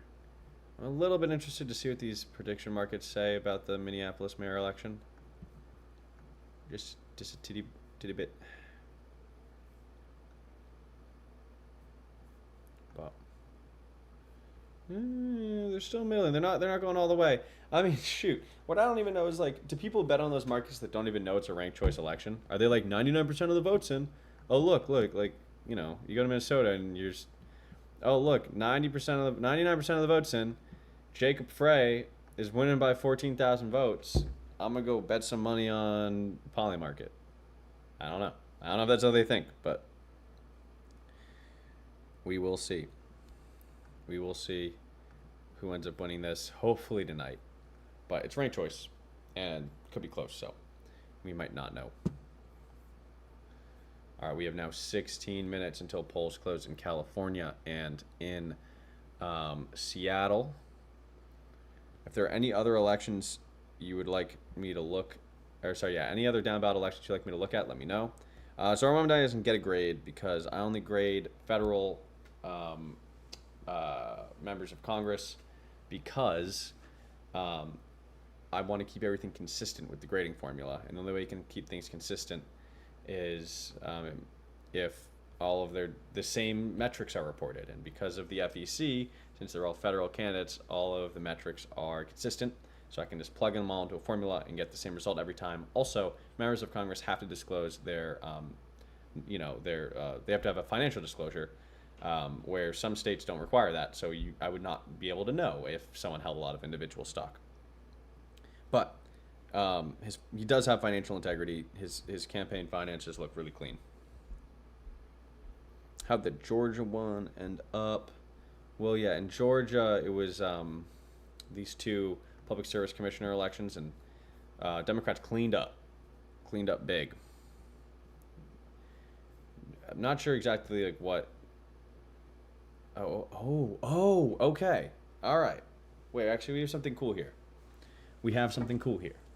So this was the projected vote share, which was that the Democrat they thought was going to win this county commissioner race by 5 points, right? They're going to end up winning this race, not by 5 points, but by by like 23 points. That's huge. Look at that. Same thing over here. Wait. Was that just one of them? Wait. Oh, yeah, sorry. Yes, okay, so they thought that wait. Yes, sorry. They thought this was going to be a 5-point election. It ended up being a 23-point election. They thought that this was going to be a 10-point election, and it ended up being, 17-point election. Wait, can I cannot do math right now. I've been online for too long. Yeah, they won by over 20 points. What am I talking about? Yeah. It's pretty crazy. So this is a big overperformance. Let's actually do that. Let's do that. We're at 13 minutes. Let's look at projected versus reality, where we can. So in Virginia, they were expecting. I already forgot to pronounce his name. Miyares, to win by just over a point. It looks like Jones is going to win by 5 points. So we have an overperformance here, even with the texting scandal. Then we have Abigail Spanberger, who is projected to win by 10 points. It looks like she's going to win by 13 points. Slight overperformance for Abigail Spanberger. Virginia Lieutenant Governor Hashmi was supposed to win, projected to win by 5 points. She is going to win by 10 points. So far we have Democrats overperforming in Virginia, overperforming in Georgia. In New Jersey, Cheryl was projected to win by 7 points. She is going to win by 9 points. Another overperformance. In Pennsylvania, These are the Supreme Court seats, state Supreme Court seats. Psy was supposed to win by, what is that? 6 points. They ended up winning by 11 points. Newman was projected to win by 6 points. Newman is going to win by 12 points. So, yeah, I mean, I would call this, I mean, it's an overperformance of the polls for sure. We have a Democratic sweep going on with an overperformance. I love the ones that have the projection, like the projected vote, but only the major elections have those. Even they don't even have a projected for New York City mayor. But again, New York City mayor, crazy Mamdani getting the majority of the vote, over 50%. That was not expected. That is an overperformance. Is the New Jersey election officially done? The governor's election is officially done. Well, officially is a weird term. Like, is the election certified? No. Has the election been called? Yes, like a few hours ago. 3 million votes. Lots of votes. Wonder how that compares to other governor elections. All right, take a quick look at Minnesota, where I'm guessing they're not going to do the first round of ranked choice voting for like a little bit. This could be a while. Definitely could be a while. See what the prediction markets are saying. They're still given. Yeah, they still don't like this. What happened? That's interesting. People were buying Fateh like right before the polls closed. What did they know? They didn't know anything. What do we have here? This is Jacob Frey. Oh, this is just the same tab twice. Sorry. Okay.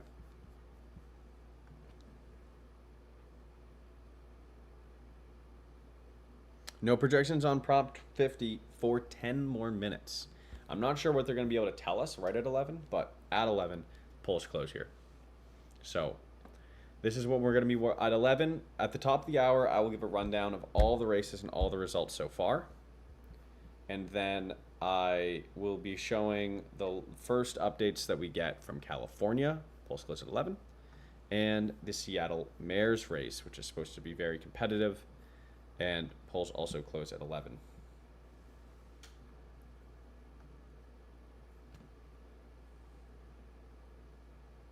I am a little bit surprised about, I did think that Sliwa was going to perform better. Shoot, I mean, maybe New Yorkers saw the polls and are just pragmatists and were like, I like Sliwa, but it's not ranked choice, so I'm going to vote for Cuomo. Because this is more, it is a overperformance, I would say, for Cuomo, in that most polls did not have him at 42%. I mean, most polls also had an undecided percentage that was like, whatever, like 5 to 10%. But yeah, Sliwa, a bit of an underperformance, I will say. Great race for Omar, maybe next time. I don't know. I'm not calling this one yet. This is a ranked choice election in Minneapolis. You can vote for your top 3 candidates. And Omar, Dwayne, and Jazz were kind of doing a little bit of a anyone but Frey campaign. So it's possible that this gets a bit tighter. We'll see, though. I mean, 10 points is a lot of points to make up. 14,000 votes is a lot of votes. So he's going to have to get a very high percentage of the 23% that's outstanding. He's going to need to get, I guess it's 24% outstanding. He's going to get a lot of those. We will see. We will see. All right, we got 8 minutes until the top of the hour.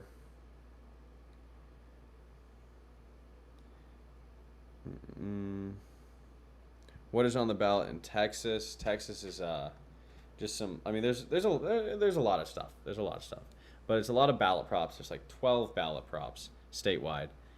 There was a congressional election, the only congressional election today, U.S. House. Sorry, I need to stop saying congressional when I mean House. there's a U.S. House election today, and Christian Menefee is going to be the next member of Congress, House Rep from Texas, from the 18th Congressional District. Oh yeah, and something else that we were just talking about is that if we go to New Jersey, so Mikey Sherrill has been declared the victor of the New Jersey governor's race. But Mikey Sherrill is also a sitting member of Congress in New Jersey's 11th Congressional District, meaning that there's going to be a special election. Unless New Jersey is one of the states where the governor appoints the member of Congress, but I don't think that's the case.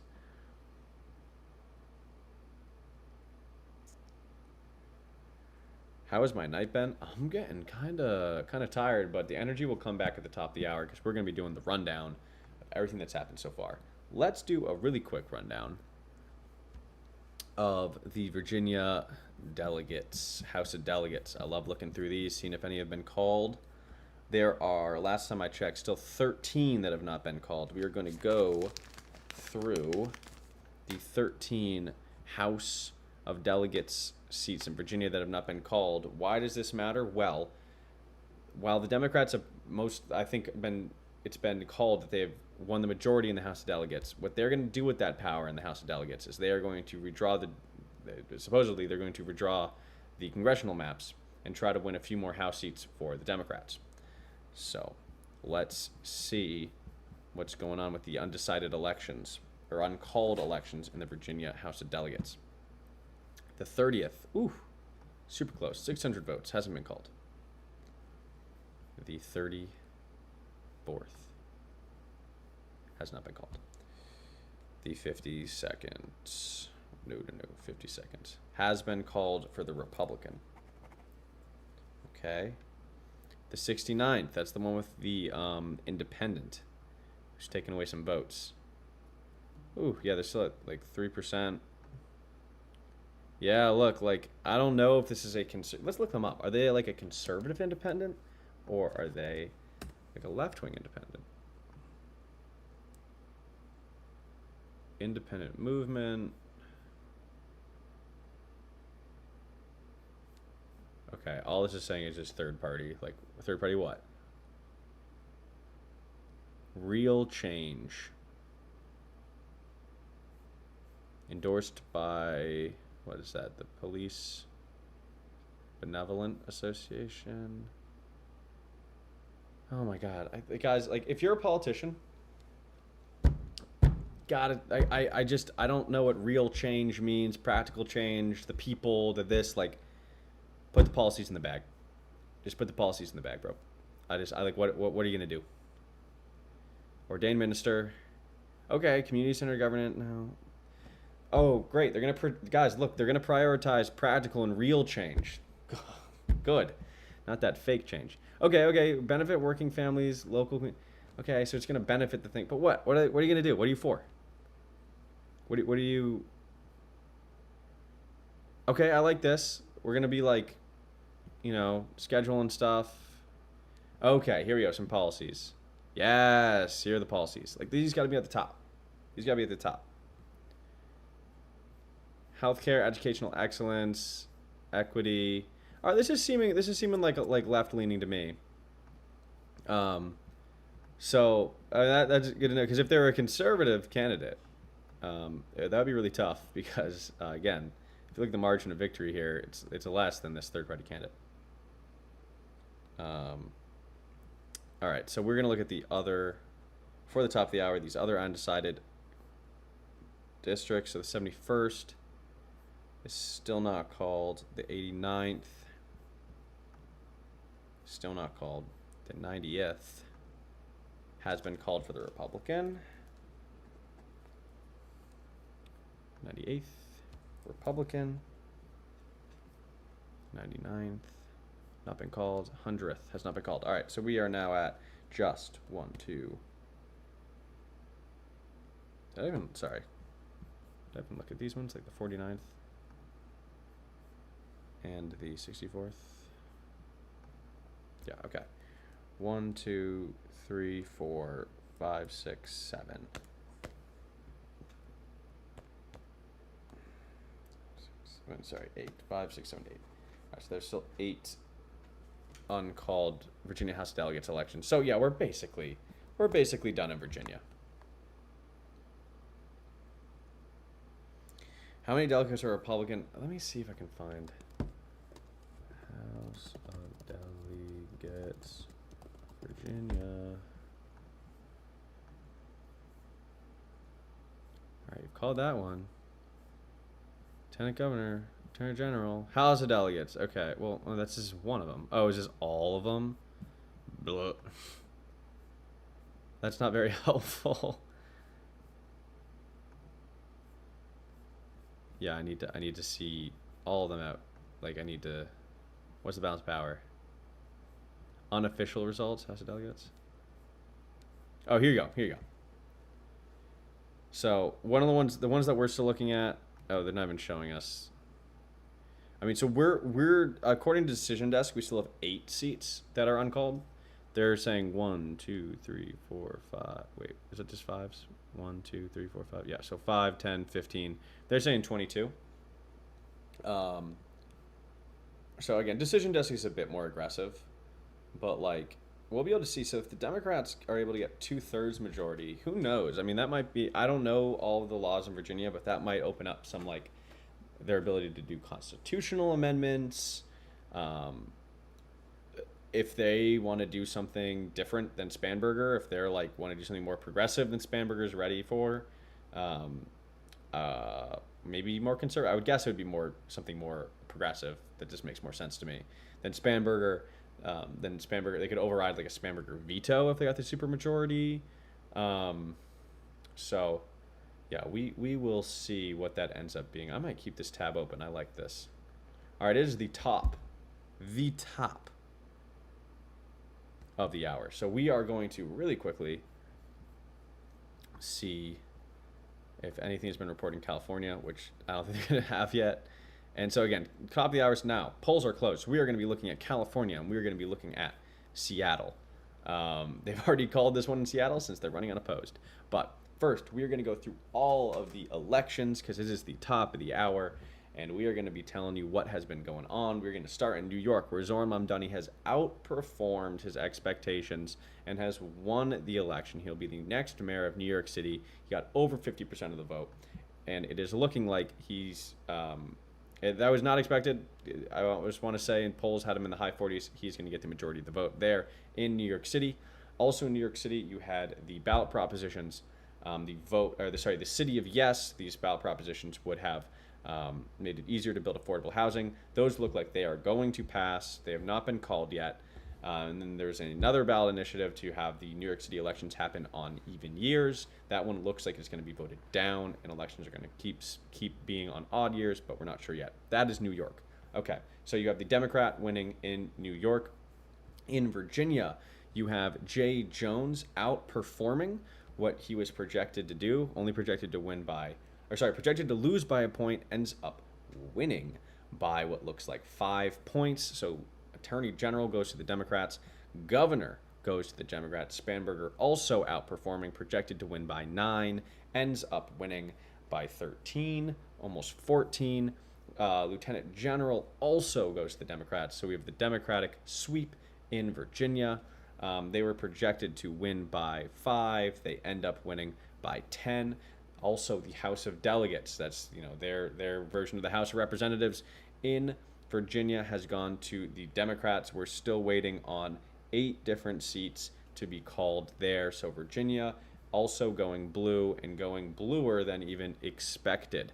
Now we move on to New Jersey. In New Jersey, Mikey Sherrill is going to be the next governor, another Democrat winning an election, and she has also overperformed. So she was projected to win by 7. She is going to win by 10.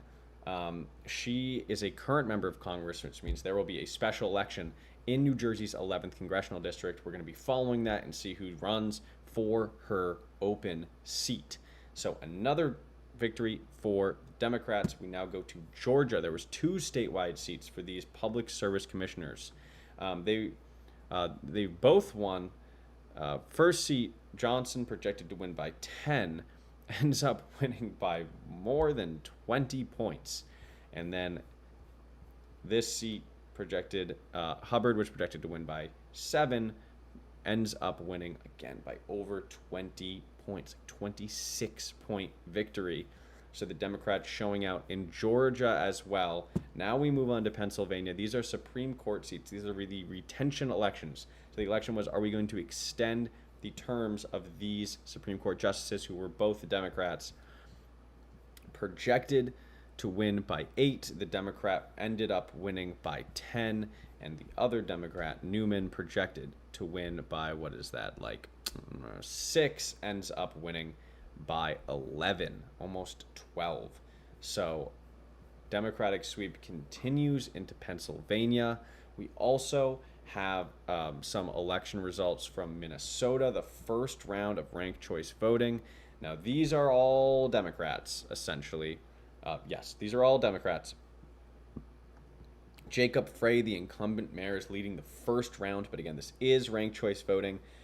Candidates Omar Fateh, Dwayne Davis, and Jazz Hampton have kind of banded together a bit in an anyone but Frey campaign, so it is possible that Omar Fateh ends up closing this gap with Jacob Frey as the ranked choice process continues. Currently, though, the prediction markets are saying this is not super likely. They're giving Omar Fateh maybe like a 20% chance, so we will see how that plays out.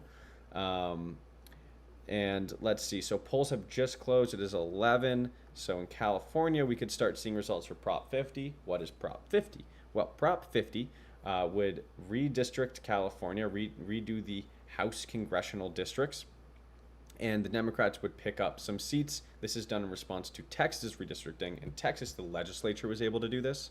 But in California, it's going to be done, it has to be done through ballot initiative. So we're going to get results there. We're also going to get results soon here in Seattle, where they're electing a new mayor. The incumbent mayor, Bruce Harrell, is actually not the favorite. Katie Wilson is the favorite. So we should get some results soon out of there. Again, polls have only closed 5 minutes ago, so I'm not sure exactly how quickly they do their stuff in Seattle. California is a little bit... Oh, we have results from California. Okay. 10% reporting. Okay, so this is some from Sonoma and from San Diego.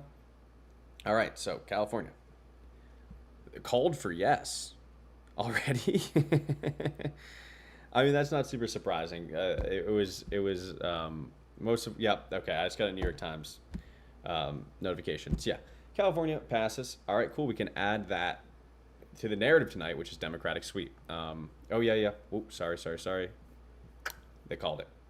Simple as that. The people of Sonoma and San Diego just got to decide. Boom, it's passed.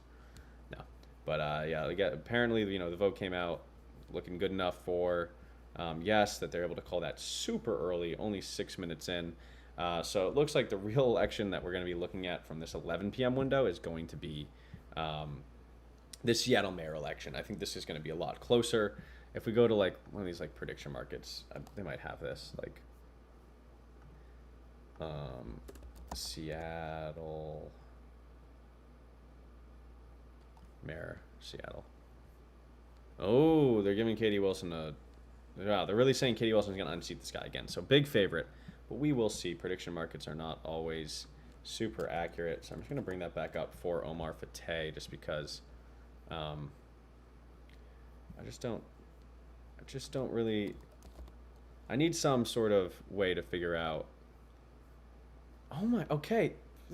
This is really interesting. Again, prediction markets are weird, but Omar Fateh, they're not calling him out yet. Hey, I was never calling him out. I was saying that the odds flipping all the way to like 99% Jacob Frey is, I mean, it's a ranked choice election. Look at all this. There's still 23% of the vote, and there's only a 10% margin. I mean, Omar Fateh is going to win some of that.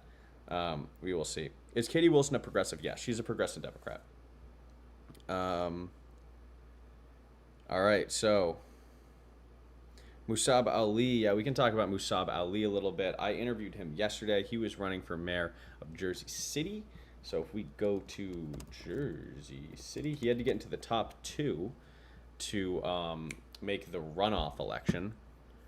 And doesn't look like it's going to happen. So yeah, unfortunately for the Masab Ali campaign, it was great talking with him yesterday. Brought a lot of great energy, but looks like they're not going to finish in the top two. So this is going to be between James Solomon and the former governor of New Jersey, James McGreevey. So they're most likely the two that are going to go into the runoff, although they have not called that yet. So we'll keep an eye on that.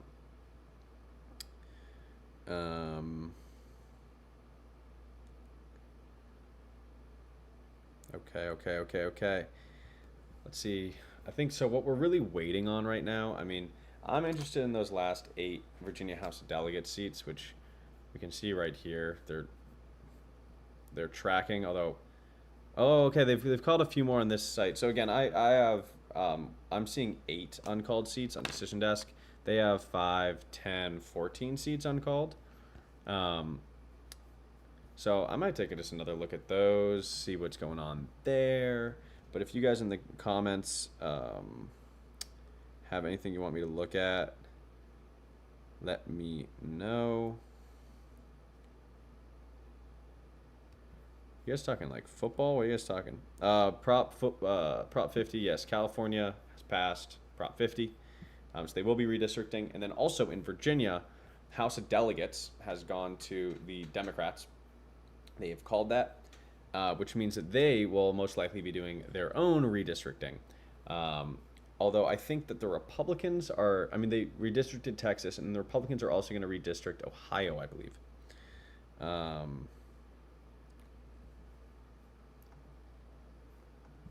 that's more of the Minnesota stuff. I want to know, when are you going to do all of the ranked choice stuff? I mean, it's going to take a while. But let's look a little bit at some of these Virginia House delegate seats that haven't been called yet. So the 30th, these are the 8 that haven't been called according to Decision Desk. This is like the closest one, the 30th Congressional District. They won't call that one until like a week. You never know when it's that close. Oh, okay, they've called the 34th Congressional District for the Republican. Okay, so now we have the 49th. Not called the 64th. Okay, they have called the 64th now for the Democrat. All right, so things are really rounding out now. 69th, this is the one with the independent candidate. They still have not called it yet. 71st. 71st, they've called for the Democrat. 75th, they've called for the Democrat. 89th, they've called for the Democrat. 99th, they've called for the Republican. And 100th, they have called for the Republican. Okay, so now, according to Decision Desk, there's only 1, 2, 3 undecided seats. So again, I'm curious, can the Virginia House of Delegates, can that become a supermajority? Well, I need to figure out what they haven't called here. So, okay. They haven't called 64, which we have called. Well, is this the best way to do this? Wish they told me if Stacey Carroll was a Democrat. Yeah, we'll look at this later, but it is definitely interesting and consequential when it comes to redistricting. Although, again, I think they have already gotten enough votes to redistrict.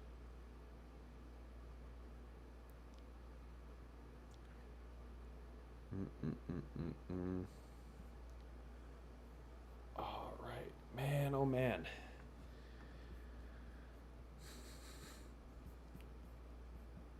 All right, so the real race to look at still is Minneapolis, but we just do not know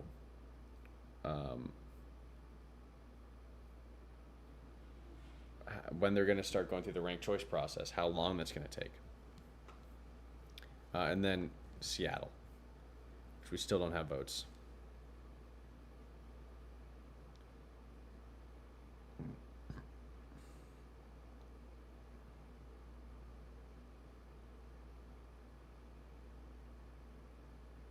Let's do a little research on the 11th Congressional District for New Jersey.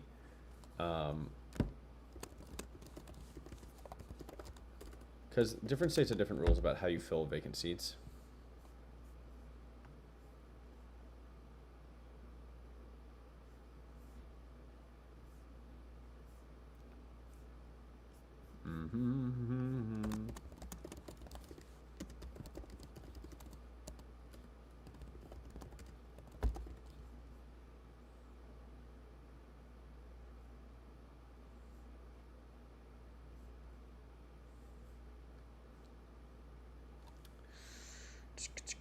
Yeah, I'm not sure about where to find their laws.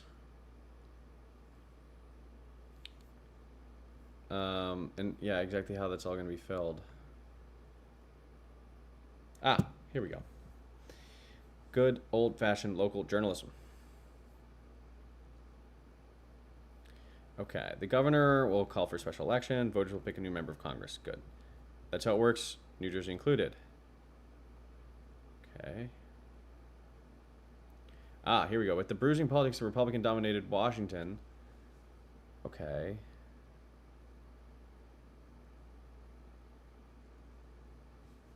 Why?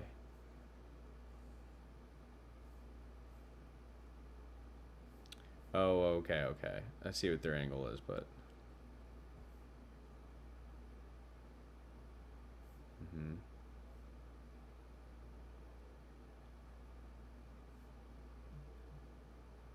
Okay, under state law, a special primary election can be then held between 70 and 76 days later, followed by a special general election, a minimum of 64 days and a maximum of 70 days after that. Gotcha. They're going to try to do that as quickly as possible. It's a blue state. They're going to try to get this, what's presumed to be a Democrat, as quickly as possible. So, by that math, 70... Oh, okay. It has to be 70 days after the results of the election are certified, though. It probably has to be 70 days after they take office. So I wonder when they get sworn in. So whenever she gets sworn in, it's like 4 months after that. So we'll probably get sworn in start of 2026 is my guess. So we're probably looking at like an April special election, something like that, an April special election for New Jersey's 11th. Be super interesting. We'll be following that real closely. If you live in New Jersey's 11th congressional district and you want to run for Congress, start fundraising. Oh, ranked choice voting in Minneapolis will not start until tomorrow. Oh, is that confirmed? That sucks. Well, I guess I should look up. Minneapolis rank. No, let's look at Minneapolis Mayor. I'll find some article that has it.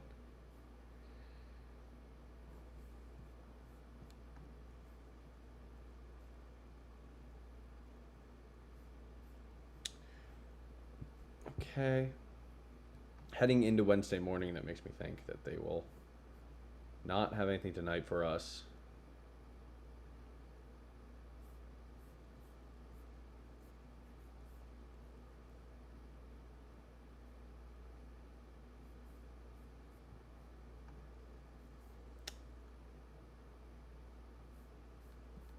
We got like nothing there on the Washington Post.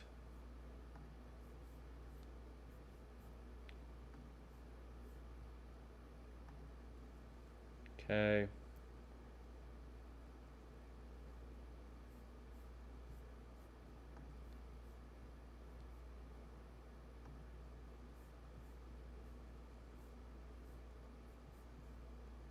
Yeah, I mean, I can't find where they say that, but it seems right.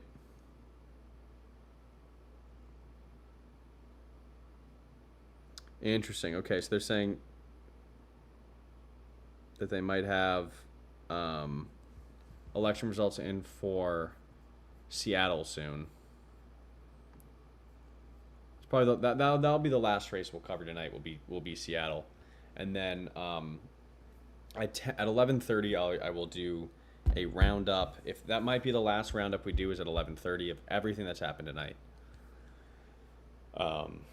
I'm assuming hopefully we'll get some Seattle mayor stuff to add in there, but if we don't, we don't. I can keep checking also on the undecided or uncalled, I should say. Oh, official gov site of the city. That makes sense. That seems like the actual place to look. Minneapolis city website.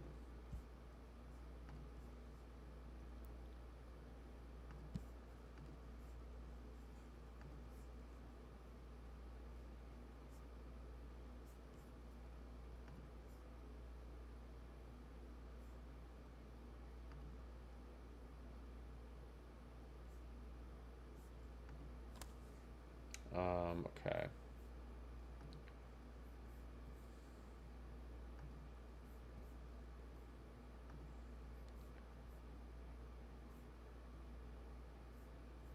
What is this? Senate special elections? Oh, this is the Minnesota. Oh, no, this is Minneapolis. Ranked choice voting. How it works now. Changes in results. Maybe this will have it.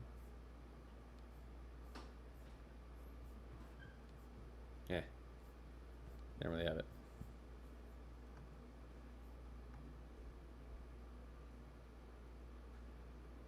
All right, let's see.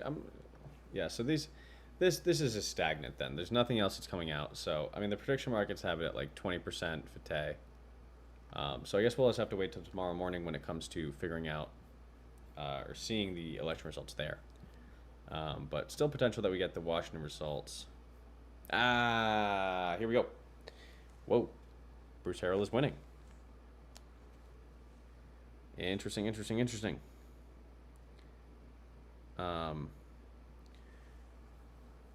Let's see.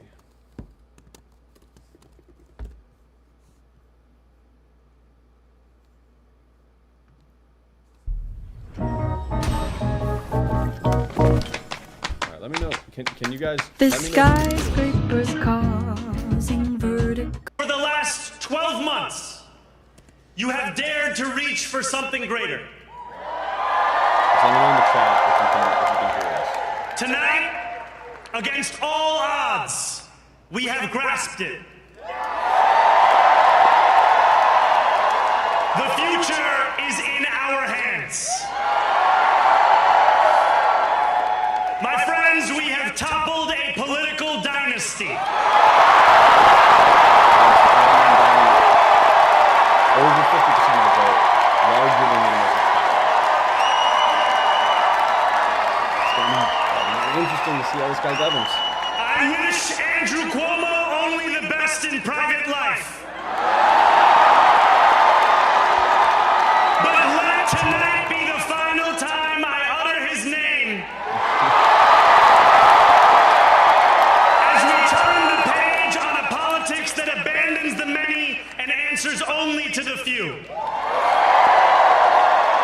Is the video volume better now? Let me know if the video New volume York, tonight you have delivered a mandate for change. A mandate for a new kind of politics. A mandate for a city we can afford. And a mandate for a government that delivers exactly that. On January 1st, I will be sworn in as the mayor of New York City.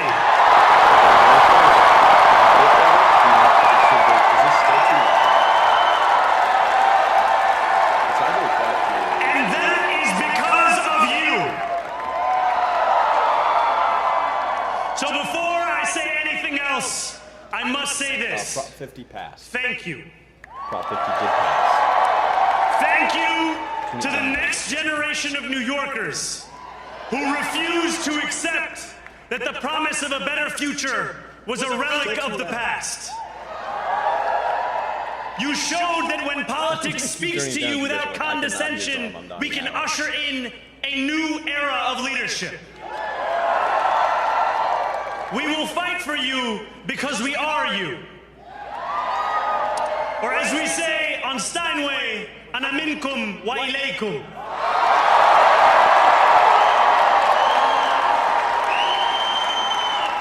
Thank you to those so often forgotten by the politics of our city who made this movement their own. I speak of Yemeni bodega owners and Mexican abuelas, Senegalese taxi drivers and Uzbek nurses, Trinidadian line cooks and Ethiopian aunties. Yes, aunties. To every New Yorker in Kensington and Midwood and Hunts Point, know this. This city is your city, and this democracy is yours too. This campaign is about people like Wesley, an 1199 organizer I met outside of Elmhurst Hospital on Thursday night. A New Yorker who lives elsewhere, who commutes 2 hours each way from Pennsylvania because rent is too expensive in this city. It's about people like the woman I met on the BX33 years ago, who said to me, I used to love New York, but now it's just where I live. And it's about people like Richard, the taxi driver I went on a 15-day hunger strike with outside of City Hall. Oh, sorry guys. I just figured out how to change the volume. My brother, we are in City Hall now. My bad. Alright, I'm guessing that's a lot better. This victory is for all of them. And it's for all of you. The more than 100,000 volunteers who built this campaign into an unstoppable force. Because of you, Yeah, we will sorry, make I did this not- city I'm still getting one used to this that software. working people can love and live in again. With every door knocked, every petition signature earned, and every hard-earned conversation, you eroded the cynicism that has come to define our politics. I can still change the volume now, so just let me know if you want it higher or lower. Now I know that I have asked for much from you over this last year. Time and again, you have answered my calls. But I have one final request. New York City, breathe this moment in. We have held our breath for longer I did than not we get know. banned from TikTok. We I have held it don't in think so. anticipation of defeat. Held it because the air has been knocked out of our lungs too many times to count. The Held it strip, because we like cannot afford make to the Zoran exit. video more quiet. Thanks to all of those who sacrificed so much, we Okay. are breathing in the air of a city that has been reborn.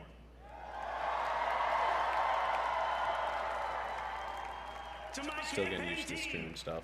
who believed when no one else did, and who took an electoral project and turned it into so much more. I will never be able to express the depth of my gratitude. You can sleep now. To my parents, Mama and Baba, you have made me into the man I am today. I am so proud to be your son. Alright, we'll watch this for 3 more minutes and then we'll do And to my incredible a wife, breakdown of Rama, everything that's happened so far. Hayati, there is no one I would rather have by my side in this moment and in every moment. My user on TikTok is stalking underscore the underscore capital. It was something different for like the first like few months, so just try that stalking underscore the underscore capital. Thank you for the opportunity to prove myself worthy of your trust. I will wake each morning with a singular purpose: to make this city better for you than it was the day before. There are many who thought this day would never come, who feared that we would be condemned only to a future of less, with every election consigning us simply to more of the same. And there are others who see politics today as too cruel for the flame of hope to still burn. New York, we have answered those fears. Tonight we have spoken in a clear voice. Hope is alive. Hope is a decision that tens of thousands of New Yorkers made day after day. Volunteer shift after volunteer shift, despite attack ad after attack ad. More than 1 million of us stood in our churches, in gymnasiums, in community centers, as we filled in the ledger of democracy. Man, you know this speech was prepared. I think he knew he had this one. Together. Hope over tyranny. Hope over big money and small ideas. Over big money. Hope over despair. We won because New Yorkers allowed themselves to hope that the impossible could be made possible. And we won because we insisted that no longer would politics be something that is done to us. Now it is something that we do.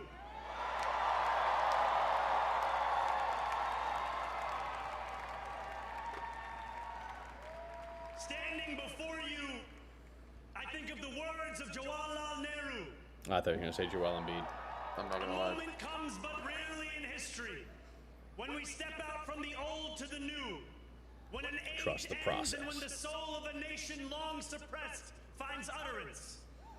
Tonight we have stepped out from the old into the new.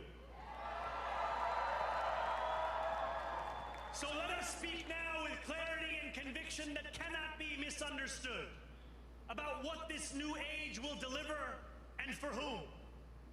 This will be an age where New Yorkers expect from their leaders a bold vision of what we will achieve, rather than a list of excuses for what we are too timid to attempt. Yes, election is over. Mamdani has been Central to that declared vision the will be victor. The most ambitious agenda to tackle the cost of living crisis that this city has seen since the days of Figueroa LaGuardia.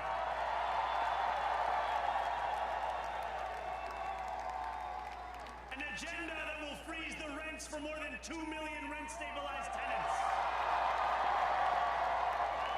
All right, it is 11:30. Fast and free. We are going to go over all of the election results one more time, then I'm done. But we are going to start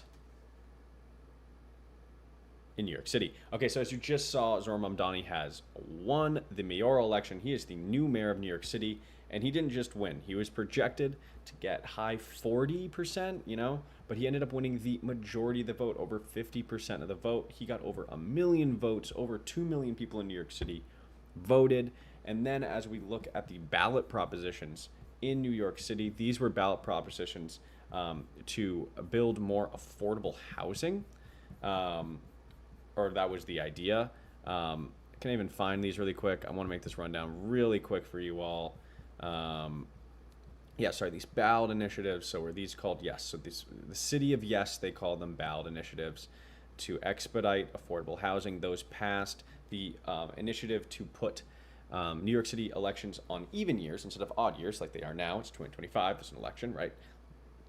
That is not passing. Okay.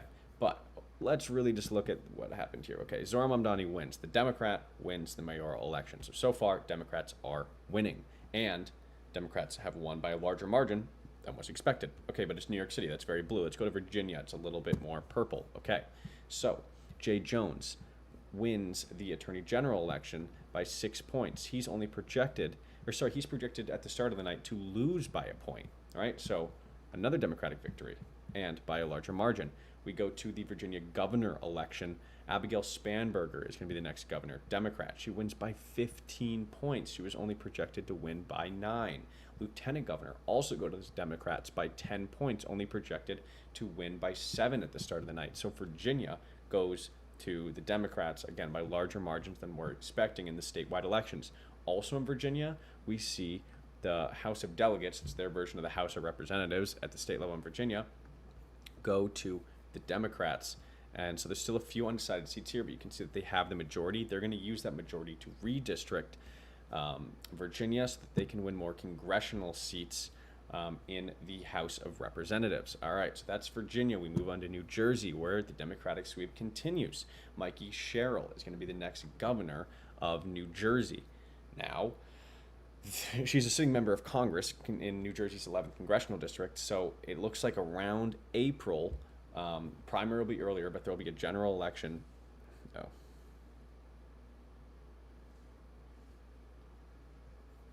Sorry, I think my live ended. I went too long. All right, we'll call it.